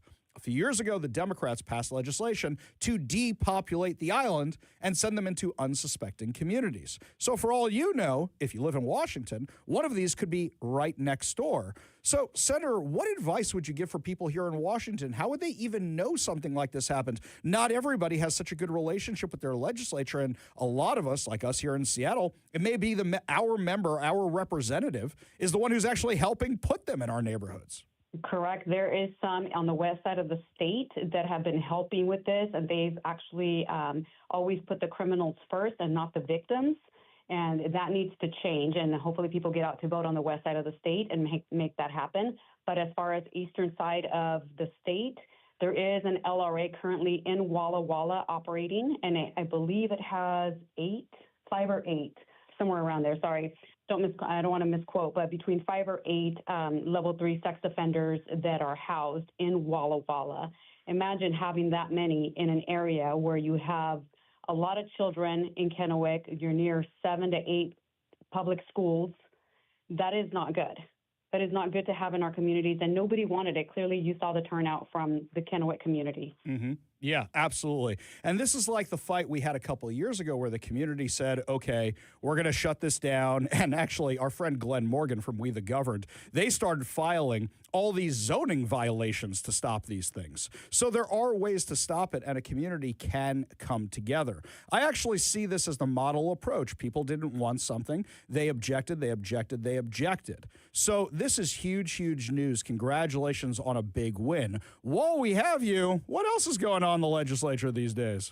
Well, we're still going to keep fighting against LRAs to make sure that they that only those that like mentally ill or disabled can actually utilize those. And level 3 sex offenders do not need to be in LRAs at all. They need to be kept on McNeil Island. And as you mentioned, the history of that, of McNeil Island and how they were slowly being released, they've been quietly being released, and we're definitely going to keep pushing back on that. Okay, good deal.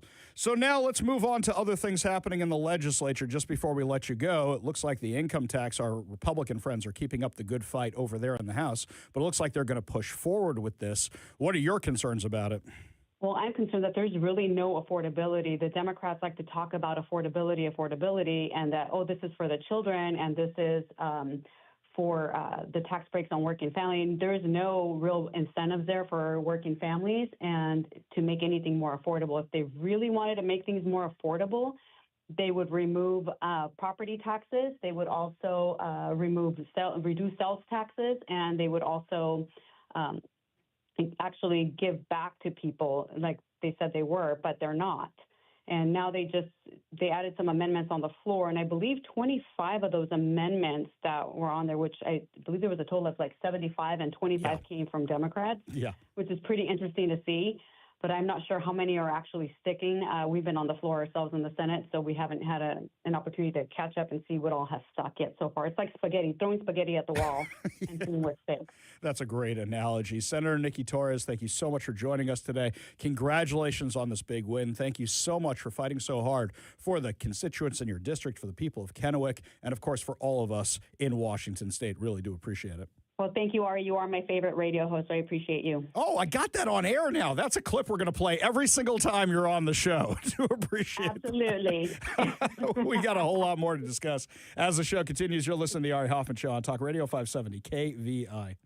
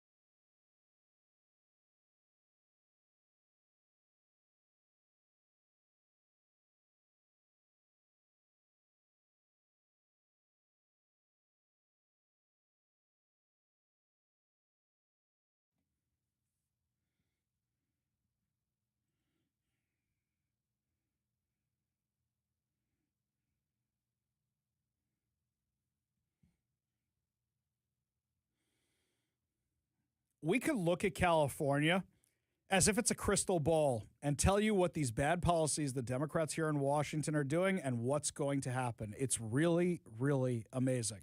Really, really amazing that we have that kind of foresight where we could see the experiment, the socialist utopia known as California, and say, maybe we shouldn't do that terrible idea. Maybe, just maybe we shouldn't do that idea because it didn't work in California. But like true socialists, the ones in the Washington state legislature just think, it just hasn't been done right yet. We can get it right this time. In a huge loss for Governor Gavin Newsom, Yamaha is pulling out of California after nearly 50 years. They are moving their headquarters to Georgia. Well done. Guys who make motorcycles and make engines and all that kind of stuff. Yep, that's right. Gone forever. Not coming back. Hey, I wonder if the Washington state legislature, if the Democrats are aware of this. Can we take a look at the Washington state legislature and see how things are going in trying to stop the income tax? Are the Republicans still trying to stop it? Let's take a look here. Still going. Nothing outlasts the Energizer battery. It keeps going and going and... Well, see, okay, kudos to our friends in the Washington state legislature. I mean, I joke, I kid. But the Republicans are really doing a great job. Every minute they burn down there, every single minute is a minute the Democrats can't do their insanity. So this is good news. How many other companies need to leave? Well, let's see. We've already lost Boeing's headquarters. Are they going to take the factories with them too? We've already lost 30,000 tech jobs this year alone. We've already lost Starbucks. They're on their way out. Who do you think is going to be the last one here? Costco? Maybe Costco? Hey, Costco doesn't need to have their corporate offices here. How about REI? Who else? What other companies? I do find it entertaining that us conservatives are all like, and we're losing Starbucks, when 5 minutes ago it's, let's boycott woke Starbucks. Look, we know, even if you disagree with a company, right? Even if you disagree with their politics, having a company here is good for business. And if you lose Starbucks, you lose all their taxes that come with them, all the sales tax. You got how many branches have closed so far? Let's see. The count of how many branches have closed while I've been on the air in our area that we have covered. The 2 down near Pike Place Market, the 1 in downtown Seattle, the 5 the other day, the 4 from crime, the other 1 that was because of crime, the other 4. So 20 Starbucks locations have closed that we know about just in the few years I've been on air because of bad Democrat policies. That's that we know about. How many more are gone? Lower Queen Anne, which is where our studios are, I don't have any Starbucks here anymore. The one near the Space Needle is closing very, very soon. And have the Democrats learned their lesson? No, of course not. They're going to forge ahead with these insane income taxes. That's what they're going to do. They're just going to forge ahead with this. And how many other businesses are they going to lose? Hey, just look to California. Meanwhile, it looks like California has actually learned their lesson. At least they're finally putting criminals in jail. According to CBS News, the Los Angeles Police Department has identified the woman arrested for allegedly firing several shots at the Beverly Hills home of pop star Rihanna. Who would want to kill Rihanna? I mean, I'm not the biggest fan of her music. I like it better when Tom Holland did it on Lip Sync Battle. I have no problem with her music. I don't like her politics especially. I'm not a fan of her stage acts, especially during the Super Bowl. But who wants to kill Rihanna? The LAPD identified the woman as 35-year-old Ivana Ortiz. She has been booked for attempted murder, and her bail has been set at $10.225 million. Why the 225? Why isn't it just $10 million? A motive for the shooting remains under investigation. Officers were dispatched to the Beverly Crest neighborhood home around 1:15 p.m. on Sunday after receiving reports that shots were being fired. On Tuesday, LAPD Chief Jim McDonnell said 10 people were at the home during the time of the shooting and explained it was the reason her bail was set so high. Ah, I see. So it wasn't just that she tried to kill Rihanna. Rihanna's kids were there, Rihanna's husband was there, and they're having people over? He did not clarify if Rihanna was home, but other reports said that they were. McDonnell also said they believe Ortiz drove from Florida to kill Rihanna? I mean, that's pretty committed, coming from free America over to California. Police allege that Ortiz parked her car outside the home, fired 7 gunshots before speeding away. Her vehicle was located about 8 miles away from the singer's home at the Sherman Oaks Galleria Shopping Center. Okay, A little geography for everybody. The Sherman Oaks Galleria, that's where the T-1000 was looking for John Connor in Terminator 2. Have you seen this boy? That's where. I think I saw him at the Galleria. That's the Galleria. She was taken into custody. No injuries were reported during the incident. The LAPD recovered the weapon used during the shooting. They also said that 7 assault rifle casings were found at the home. Holy cow, this wasn't like a handgun. Aerial footage of the home on Sunday showed multiple gunshot holes in the gates outside the home. LAPD officers said that their thorough investigation would include a look at Ortiz's social media. In a series of strange posts, she could be heard mentioning Rihanna. In one post on X, she mentioned the singer and said, "Are you there? Say something to me directly instead of sneaking around like you talking to me where I'm not at." Okay, lady, maybe you should have just shut up and drive. That's just a thought.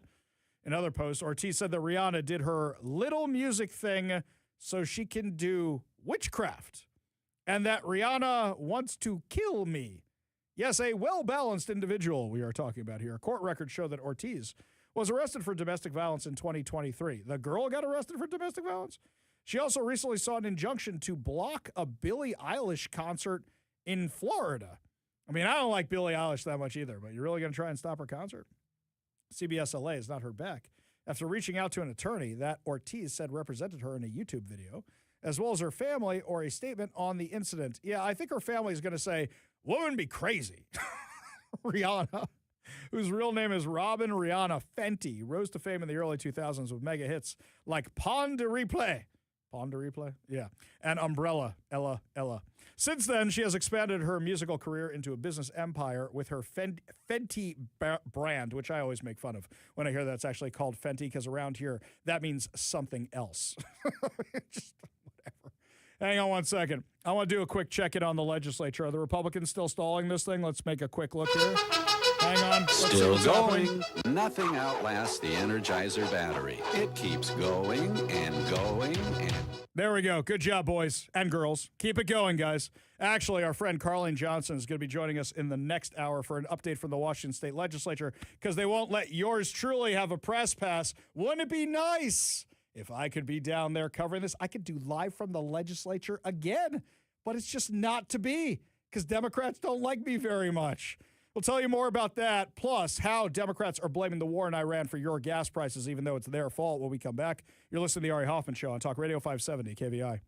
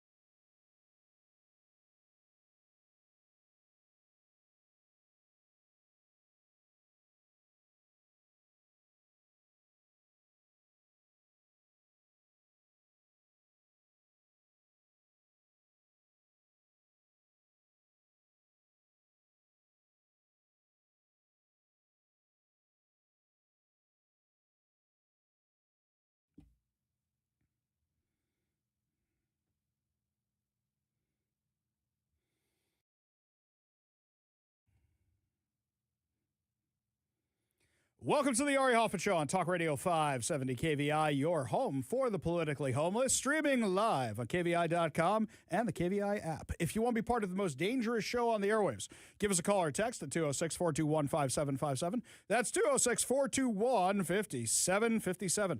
Coming up this hour, the Bellevue Police Department has a unit specifically to keep the Seattle riffraff off the light rail when it starts going to their station, which is just delicious. But before we get to any of that, we need to correct some news here. The Strait of Hormuz is not actually closed. That's where a lot of the oil shipments go through. So the media says it's closed, it's closed, it's closed. Iran says it's closed. Iran doesn't have a navy anymore. I officially have more boats than the Iranian Navy. And I have a grand total of 1. The U.S. has sunk all of them. And yet, this narrative is out there. The Strait of Hormuz is closed. The Strait of Hormuz is closed. And I'm looking at the shipping traffic videos. You know, you can actually download this stuff on social media, by the way. I see boats going through there. What are they talking about? So Iran saying the Strait of Hormuz is closed is the Michael Scott version of this. I declare bankruptcy. I declare bankruptcy. So the Strait of Hormuz is closed like Michael Scott declares bankruptcy? Is that what we're talking about here? Because that's what it seems like to me. That's really what this seems like. But the Democrats waste no opportunity to say Trump's war is making your life more expensive. Yesterday, Adam Smith, our very own congressman from here in Seattle, sent out a press release saying we're starting to hear about oil and gas prices fluctuating significantly as markets around the world adjust as a result of the Iran war. As prices continue to swing dramatically, I want to hear from you. Oh, do you now? You know what I want to hear about? I want to hear about how the Democrats spent all this money on, making sure the Climate Commitment Act would stay in place so that way they could get more money out of us in their insane gas taxes. I love how he says, according to the American Automobile Association, the current price of gas in King County is $4.878 per gallon. It's over $1 more than the national average and has jumped by over 50 cents a gallon compared to a month ago. Well, hang on. The war wasn't going a month ago. So the war has been going on for 12 days. Also, you had a brief spike over the weekend, and then it went back down. They were over $120 a barrel, and then it went back down to 90. What are we talking about here? Oh, you're trying to blame the Democrat gas taxes on Trump's war in the Middle East? They know this resonates. Our taxes on a gallon of gas are $1.30. $1.30. That's higher than California's, which are $1.16. $1.30 a gallon. It's not because of the war with Iran. And if Trump wants to get ahead of this, you know what he could do? They're not going to believe a press conference with him, right? They're not going to believe it at all. So you know what he should do? He should have a press conference with Big Oil. That's right. He should bring out all the big oil executives. And you know what he should say? Here's what we're going to do. We're going to drill, baby, drill. And we have all the energy we need. You don't need any more than this. That's what we're going to do. Drill, baby, drill. Look at all the oil we have. We have all the leases. Biden canceled them. I brought them back. All the leases you could ever want. No problem. And then the futures will go down. And if the futures will go down, people won't freak out as much. You want to put the icing on the cake? The icing on the cake is saying, well, Iran nationalized all of our oil when the Ayatollah came to power, and we're going to take it all back. So down the road, we're going to have that Iranian oil back again because we built those refineries, because we did all the exploratory research for all that oil. It's going to be our oil, and America is more than happy to sell oil to the rest of the world, assuming you do the transactions in U.S. dollars, which brings down inflation and raises the purchasing price of the U.S. dollar. A press conference like that would fix so much. It really would. Because this is a manufactured crisis. The Democrats are talking like there's going to be lines at the gas station out of shortages of oils like there were in the 1970s. No, that is not going to happen. And prices going sky high. No, it's going sky high because of the Climate Commitment Act. That's why it's going sky high. Wait, didn't Jay Inslee say it was going to be pennies? Just pennies. $1.30 a gallon in taxes. That's what you're spending the money on. Give me a break. And by the way, the lamestream media is keeping up this lie. From Jessica F.U. No, that's Jessica Fu. Excuse me. Jessica Fu, Seattle Times business reporter. Seattle area drivers are agonizing over gas prices, which climbed rapidly the past week in response to global supply chain disruptions. Hang on, I want to try a little experiment with you before I read the rest of this article. So Control F. Now, I'm going to type in the words climate for Climate Commitment Act. Hang on, I'm going to do this intentionally because I'm guessing it's not here. Oh, it's not in the article. See? I just typed that. You heard the little ding on my computer. Look at that. Not even in the article. So what you're telling me is at no point in this entire article do they talk about how the Climate Commitment Act jacked prices through the roof. The ongoing war in the Middle East has cut off oil shipments from the Persian Gulf, driving prices up across the globe. Well, maybe for the people who get their oil from Iran. I think the problem is you have fear. The markets don't like fear. The markets like everything to be normal or good news. The markets don't like bad news. War, bad news. So for them, they're freaking out over this. What's going to happen to the Iranian oil? Well, we weren't getting it already. That's not where we get our oil from. So why is this affecting the prices of gas in the U.S.? Because what the concern is that countries that did get their oil from Iran, what, you think China's going to start buying from us? You think Russia's going to start dealing with us? You think any of the terrorist countries are going to start dealing with us? No. So what are you worried about here? Have a press conference and say, we are fine. We don't need to tap the strategic reserves. We have more than enough oil. We're bringing out more than we can use. We're selling it to other countries. Calm everything down. How are things actually going with the war itself? What'd Caroline Levitt say today? As President Trump shared with the American people last night, the United States military is making tremendous strides towards achieving our military objectives for Operation Epic Fury. 10 days in, this campaign has been a resounding success thus far, and America's warriors are winning this important fight at an even faster pace than we anticipated. More than 5,000 enemy targets have been struck so far. Iran's ballistic missile attacks are down more than 90%, and their drone attacks are down by approximately 85% since the start of Operation Epic Fury.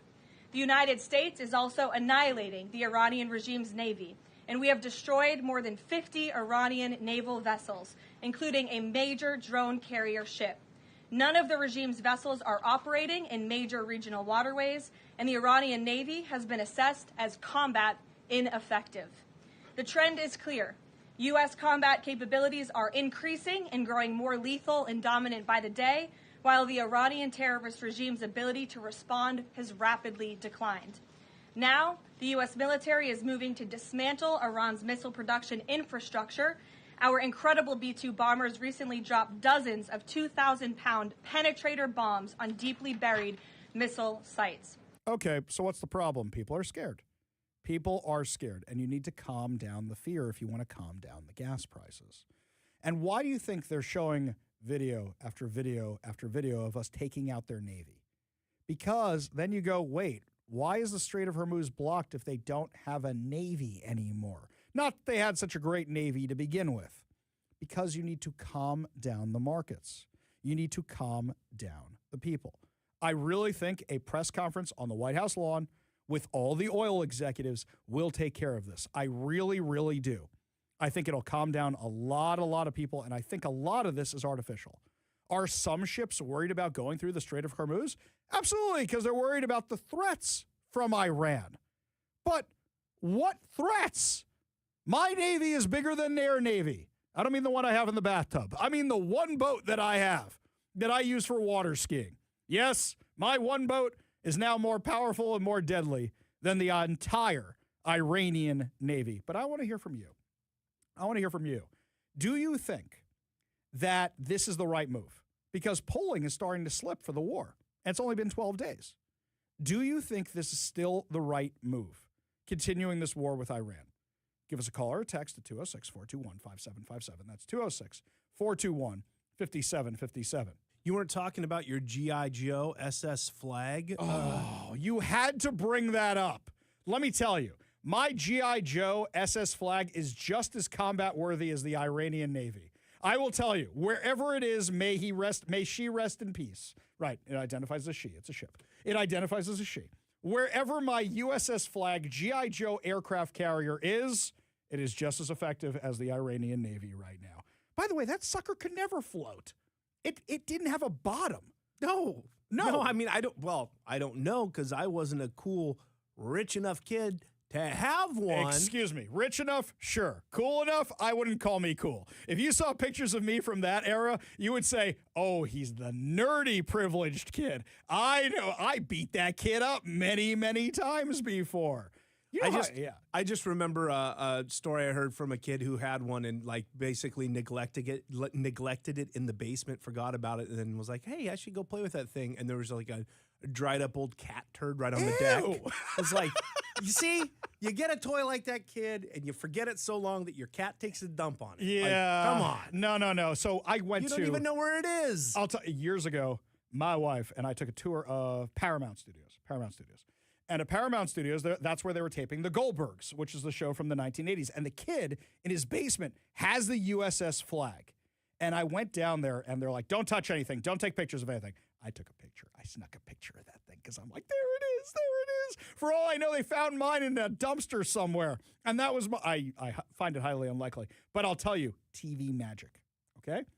I look at the thing, and I go, that's not period authentic because the fantail, the back, always used to fall off that sucker, would never stay on it. It just wouldn't. You would have to crazy glue that sucker together, and the glue would eventually wear off, and then it would fall off. I thought you mean like period accurate as far as like, yeah, they're shooting lasers on that show. It's not like they've got M16 rifles. No, not that. I don't mean that. I mean the toy itself is not accurate because the back fell off that sucker. You know how I got that toy? Did I ever tell you this? So the way I got that toy is every night before you go to bed, you say some prayers. In Judaism, we do that too.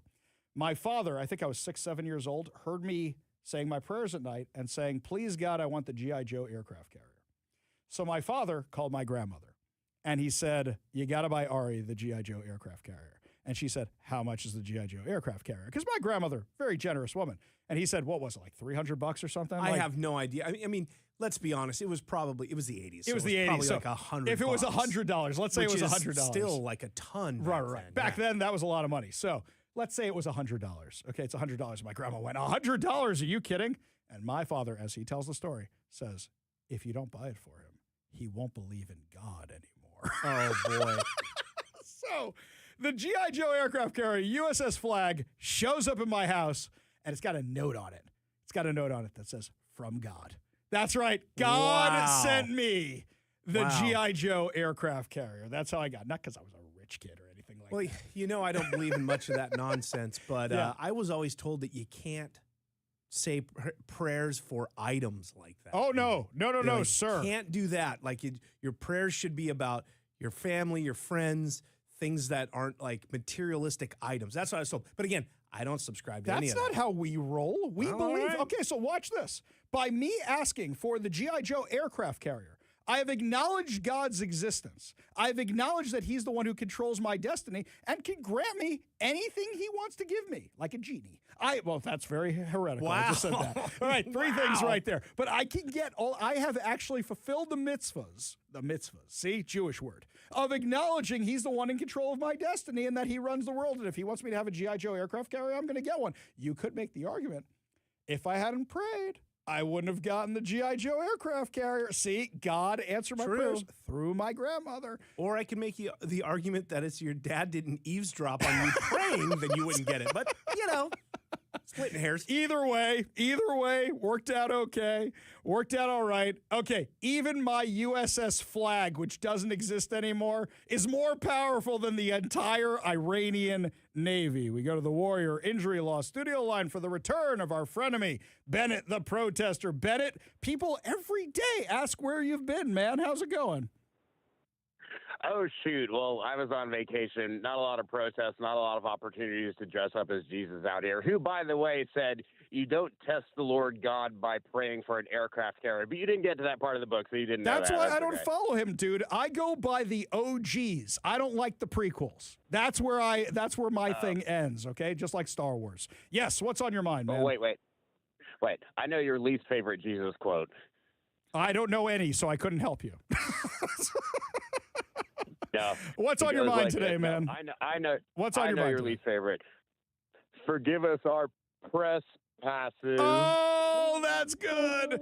That's good. That might make an appearance somewhere else. Very good. Continue. Yes, what's on your mind today? All right.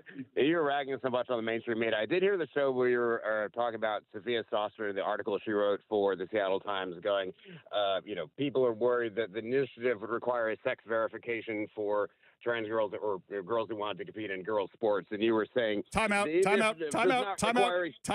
going to let you finish, but I got to explain. Okay, I'm going to pull a Kanye here. Okay, I'm going to let you finish. But first, what he is talking about is there was an article that was written by a staff writer for The Daily for the Seattle Times, who's an intern over at the Seattle Times. And this article was talking about the initiative against having boys in girls' sports.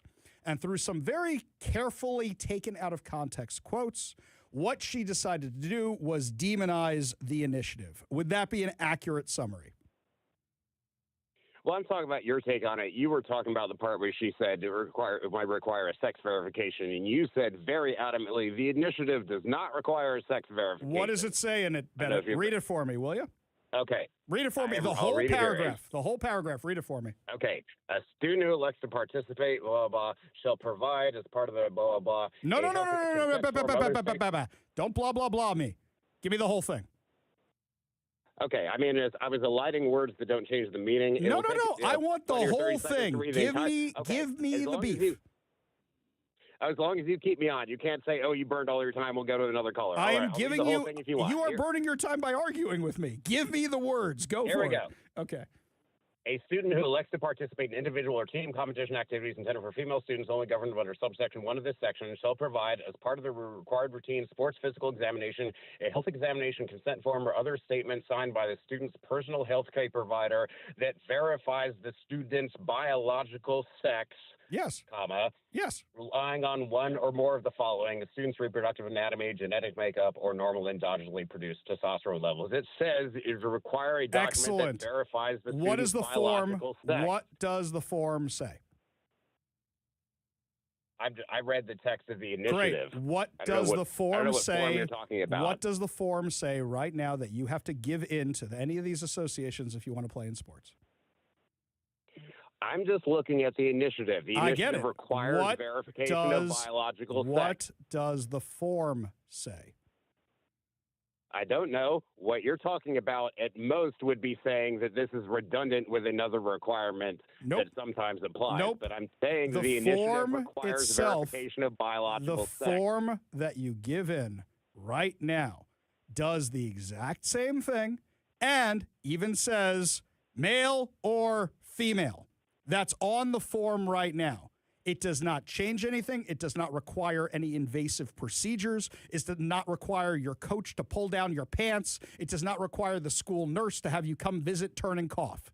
It doesn't do any of that. But that is the argument that is being made by the other side. Right now, it is just getting the same physical you get for this. It is the exact same thing as before. And they're trying to claim there's going to be the nurse or the coach or somebody is going to do an invasive medical procedure or examination to verify your gender. Well, I was addressing your statement that says the initiative does not require verifying biological sex. It says right here, the initiative requires what is already state law, what is already on the form. And an honest journalist, like this person is not, would have acknowledged that, but chose at no point to do so whatsoever. Wouldn't you admit that is leaving out significant context? But that's not what you said. You said the initiative does not require verifying biological sex. The initiative itself is just repeating the requirements that already exist when you are doing this for sports. So what we are doing right now is we are literally breaking each other over that, when if you read this entire article, including the part where she claims, I have to go back and double check this, I'm doing this from memory, one of the doctors, we don't do anything with gender, is literally a gender doctor in the report. This is one of the most dishonest articles I have ever read in my entire life, and that's why we tore it to shreds. Bennett, glad to have you back, buddy. Appreciate the mental sparring. You want to be part of the show, you give us a call or a text at 206-421-5757. That's 206-421-5757. You know, the left wing, they're really excited about their new train opening. You know who's not excited about their new train opening? All the people on the east side who are now going to get a taste of Seattle. But when we come back, it looks like our friends out in Bellevue have a very clever solution to this. And I can't wait for the left to lose their minds over it. We'll tell you what's going on when we come back. You're listening to the Ari Hoffman Show on Talk Radio 570 KVI.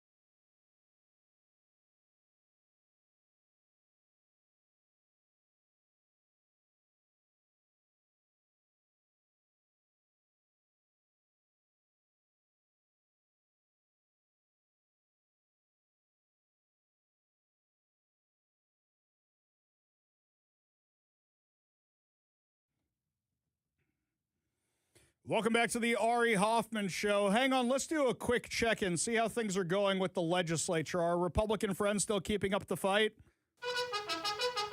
Still going. Nothing outlasts the Energizer battery. It keeps going and going. That's right. They are still preventing the Democrats from passing the income tax. They're going to lose eventually, but this is heroic. In the next segment, we're actually going to have our friend Carlene Johnson from the Center Square, who does have a press pass, and the Democrats are allowing to be down there. Not me, because I'm a troublemaker. So we're going to find out from her exactly what's going on the floor and how this is going to affect you. So I found this post from the Bellevue Police Department extremely entertaining. And I knew this was going to happen. I was waiting for the public announcement.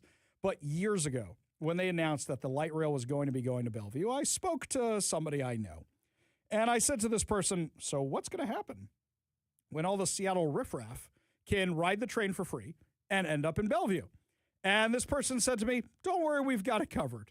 And I said, how do you have it covered? And they said, well, there's going to be a Bellevue police unit assigned to those stations to make sure that we don't have any issues whatsoever. Funny. That's basically the announcement that came out yesterday. I am Sergeant White with the Bellevue Light Rail Unit, so we are responsible for patrolling and responding to incidents on any light rail properties, including the trains, stations, platforms, parking structures, all here in the city of Bellevue. The light rail unit here allows us to focus specifically on those challenges that the light rail brings to Bellevue. Okay, Bellevue Police partners with King County Metro and Sound Transit Police, so if you ever feel your safety is at risk, never hesitate to call 911 and one of us will respond. What an original concept. You're going to have police officers to make sure the trains are safe. Wow. I think it might actually be a pleasure to take the light rail in Bellevue. Too bad I'm going to take the car to get there because you still got to deal with the riffraff coming from Seattle before then. So basically what you're saying is there's going to be a couple police officers, and when some homeless derelict comes off the train, you're going to go, nope. Keep on going. Go to Redmond. Be their problem. Can you imagine for a second if all the light rail stations actually had police officers on it? Can you imagine if every single one of them had a police officer? Wouldn't that be nice? Wouldn't that be spectacular? Then you don't have problems like this. Last night, flames ripped through several U-Haul trucks in Seattle's Ballard neighborhood.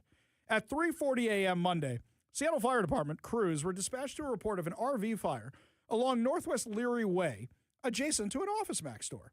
Seattle Fire Department said several callers told 911 dispatchers they heard loud popping sounds that may have been propane tanks exploding. Firefighters arrived to find several U-Haul trucks on fire at the U-Haul rental lot.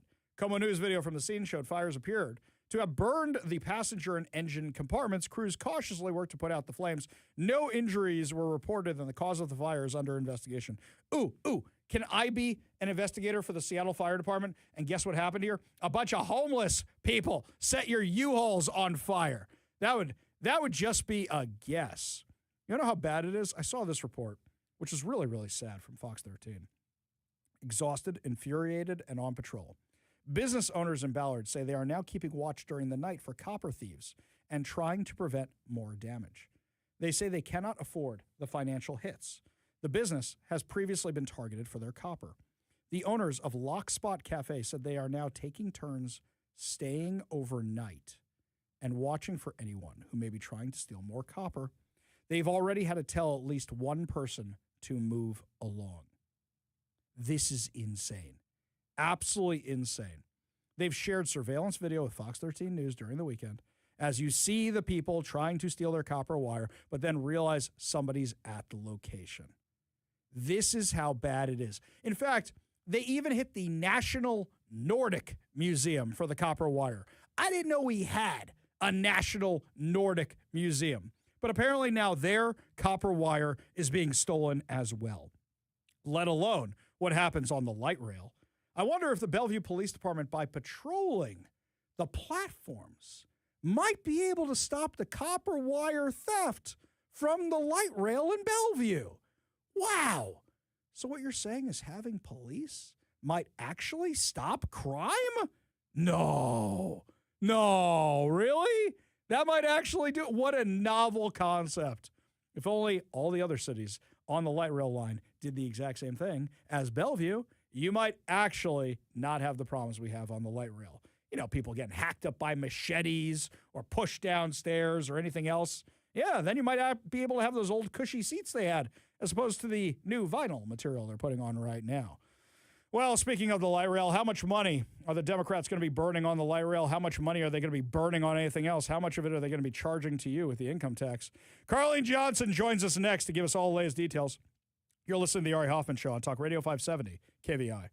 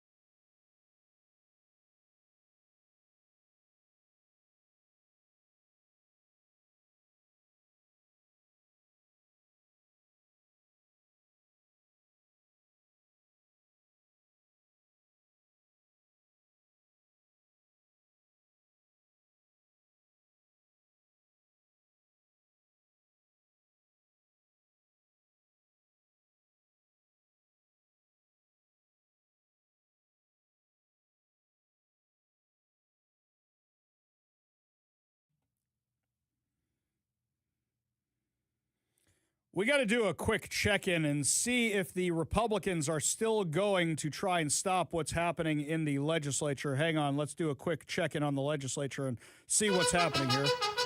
Still quick check. going. There we go. Nothing outlasts the Energizer battery. It keeps going and going and... That's right. The Republicans are fighting back against the income tax, trying to stall the Democrats as long as possible before they put this insanity into law. Joining us now to discuss, the political reporter for the Center Square, the one and only Carlene Johnson. How you doing? Hey, Ari, I got a few hours of sleep last night, which is more than any of these members on the House floor got. Yeah, you're right. We just started at what would be the beginning of hour 25. Hour nonstop. 25. They've been there this long. Hour 25. Yep.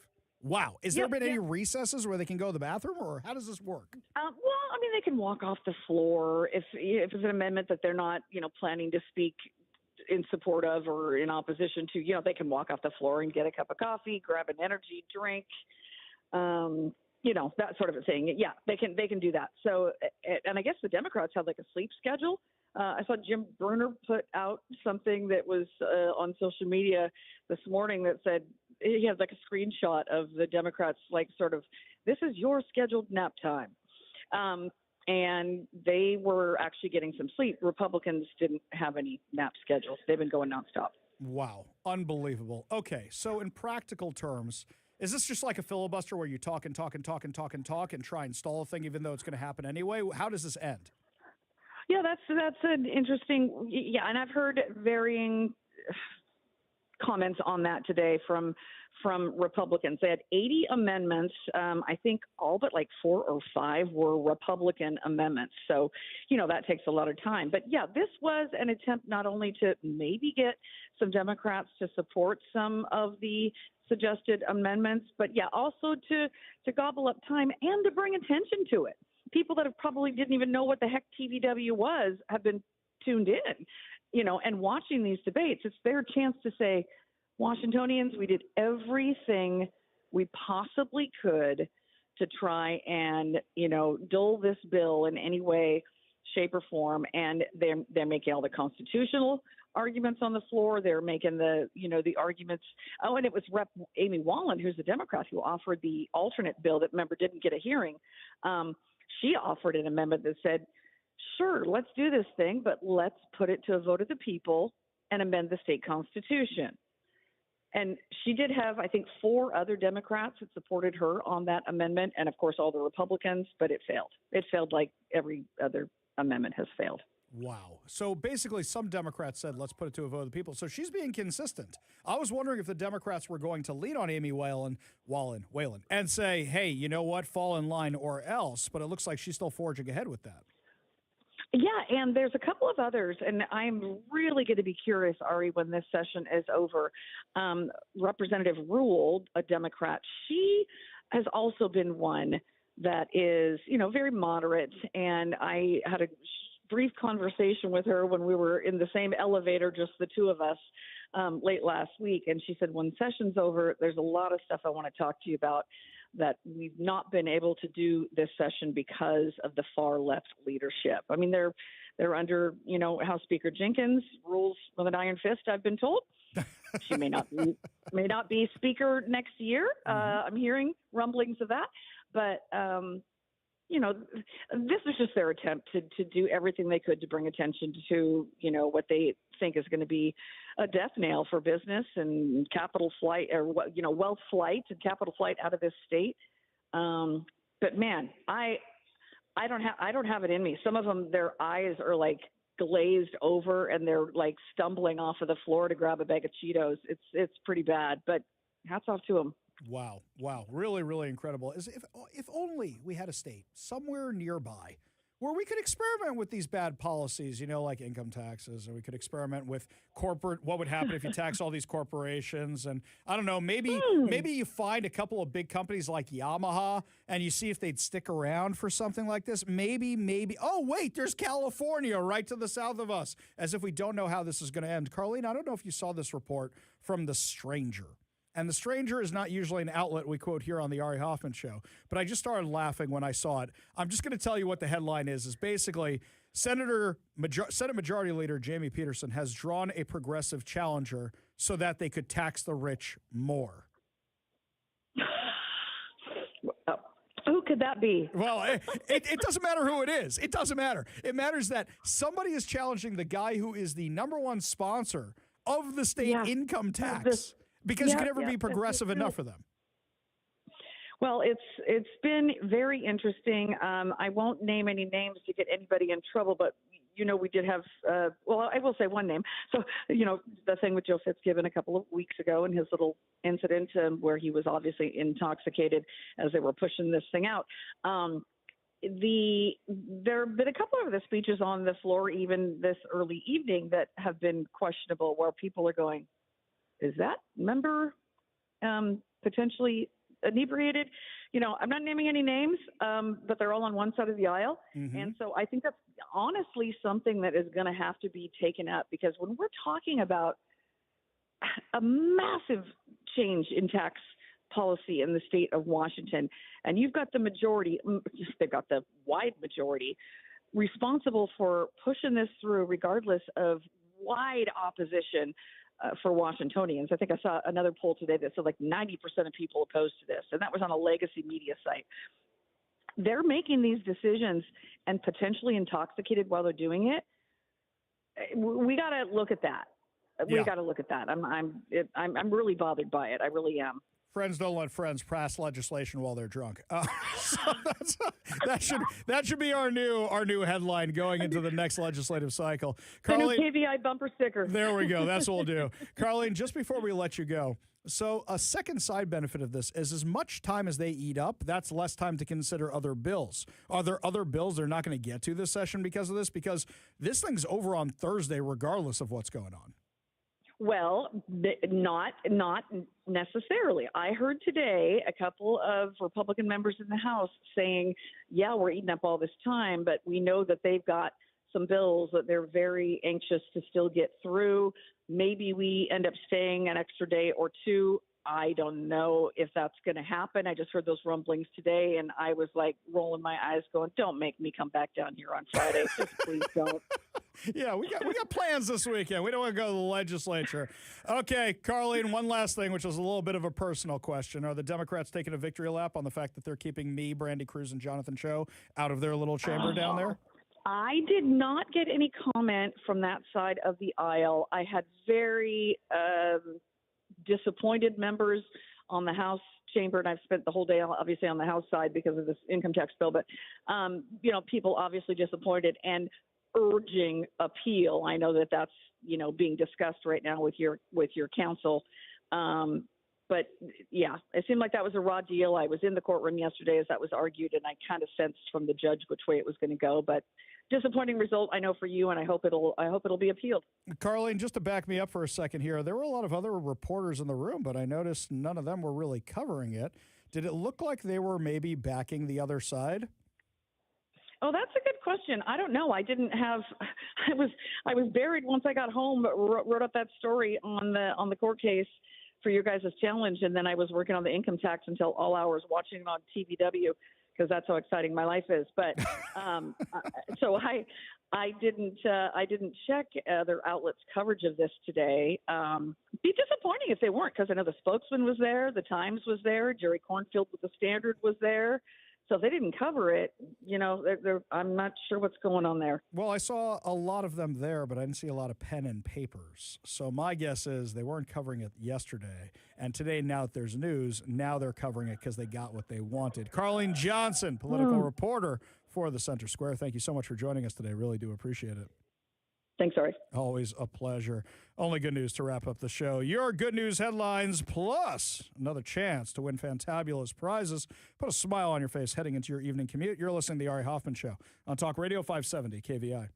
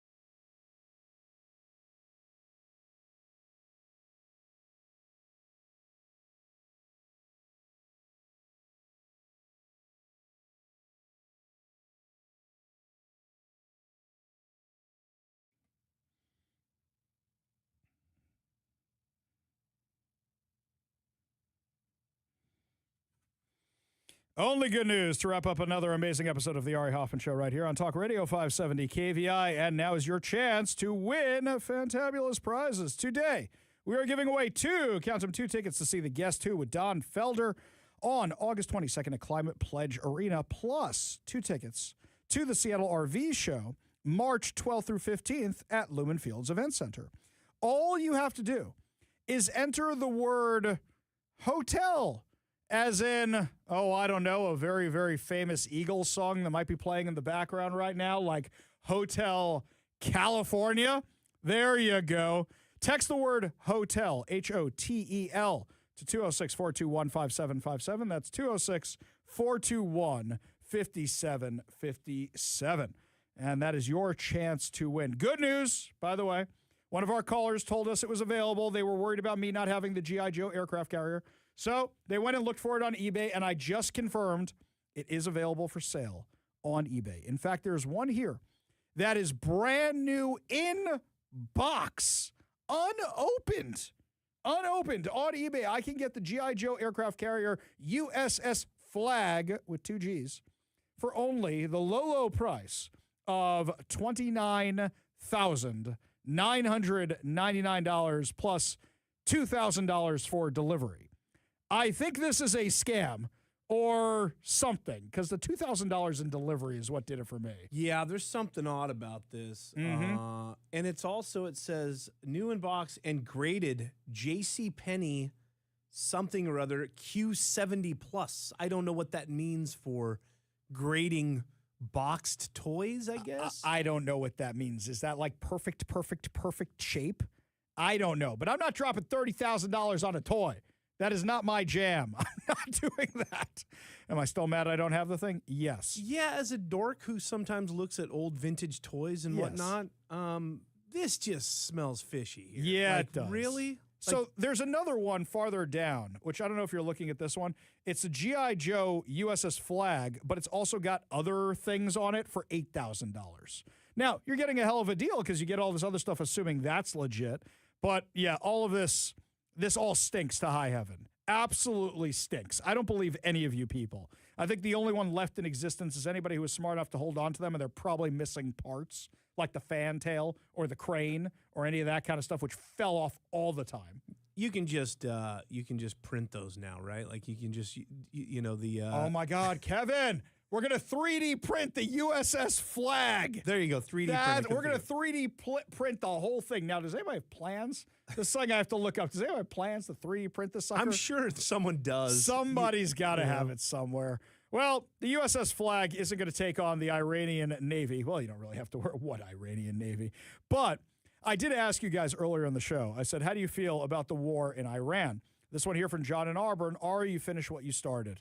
This one here from Sarah. She says, yes, the war in Iran is the correct move. It's about time, but Iran still selects the same old person. This needs to stop from the inside. I don't know if it'll happen by then.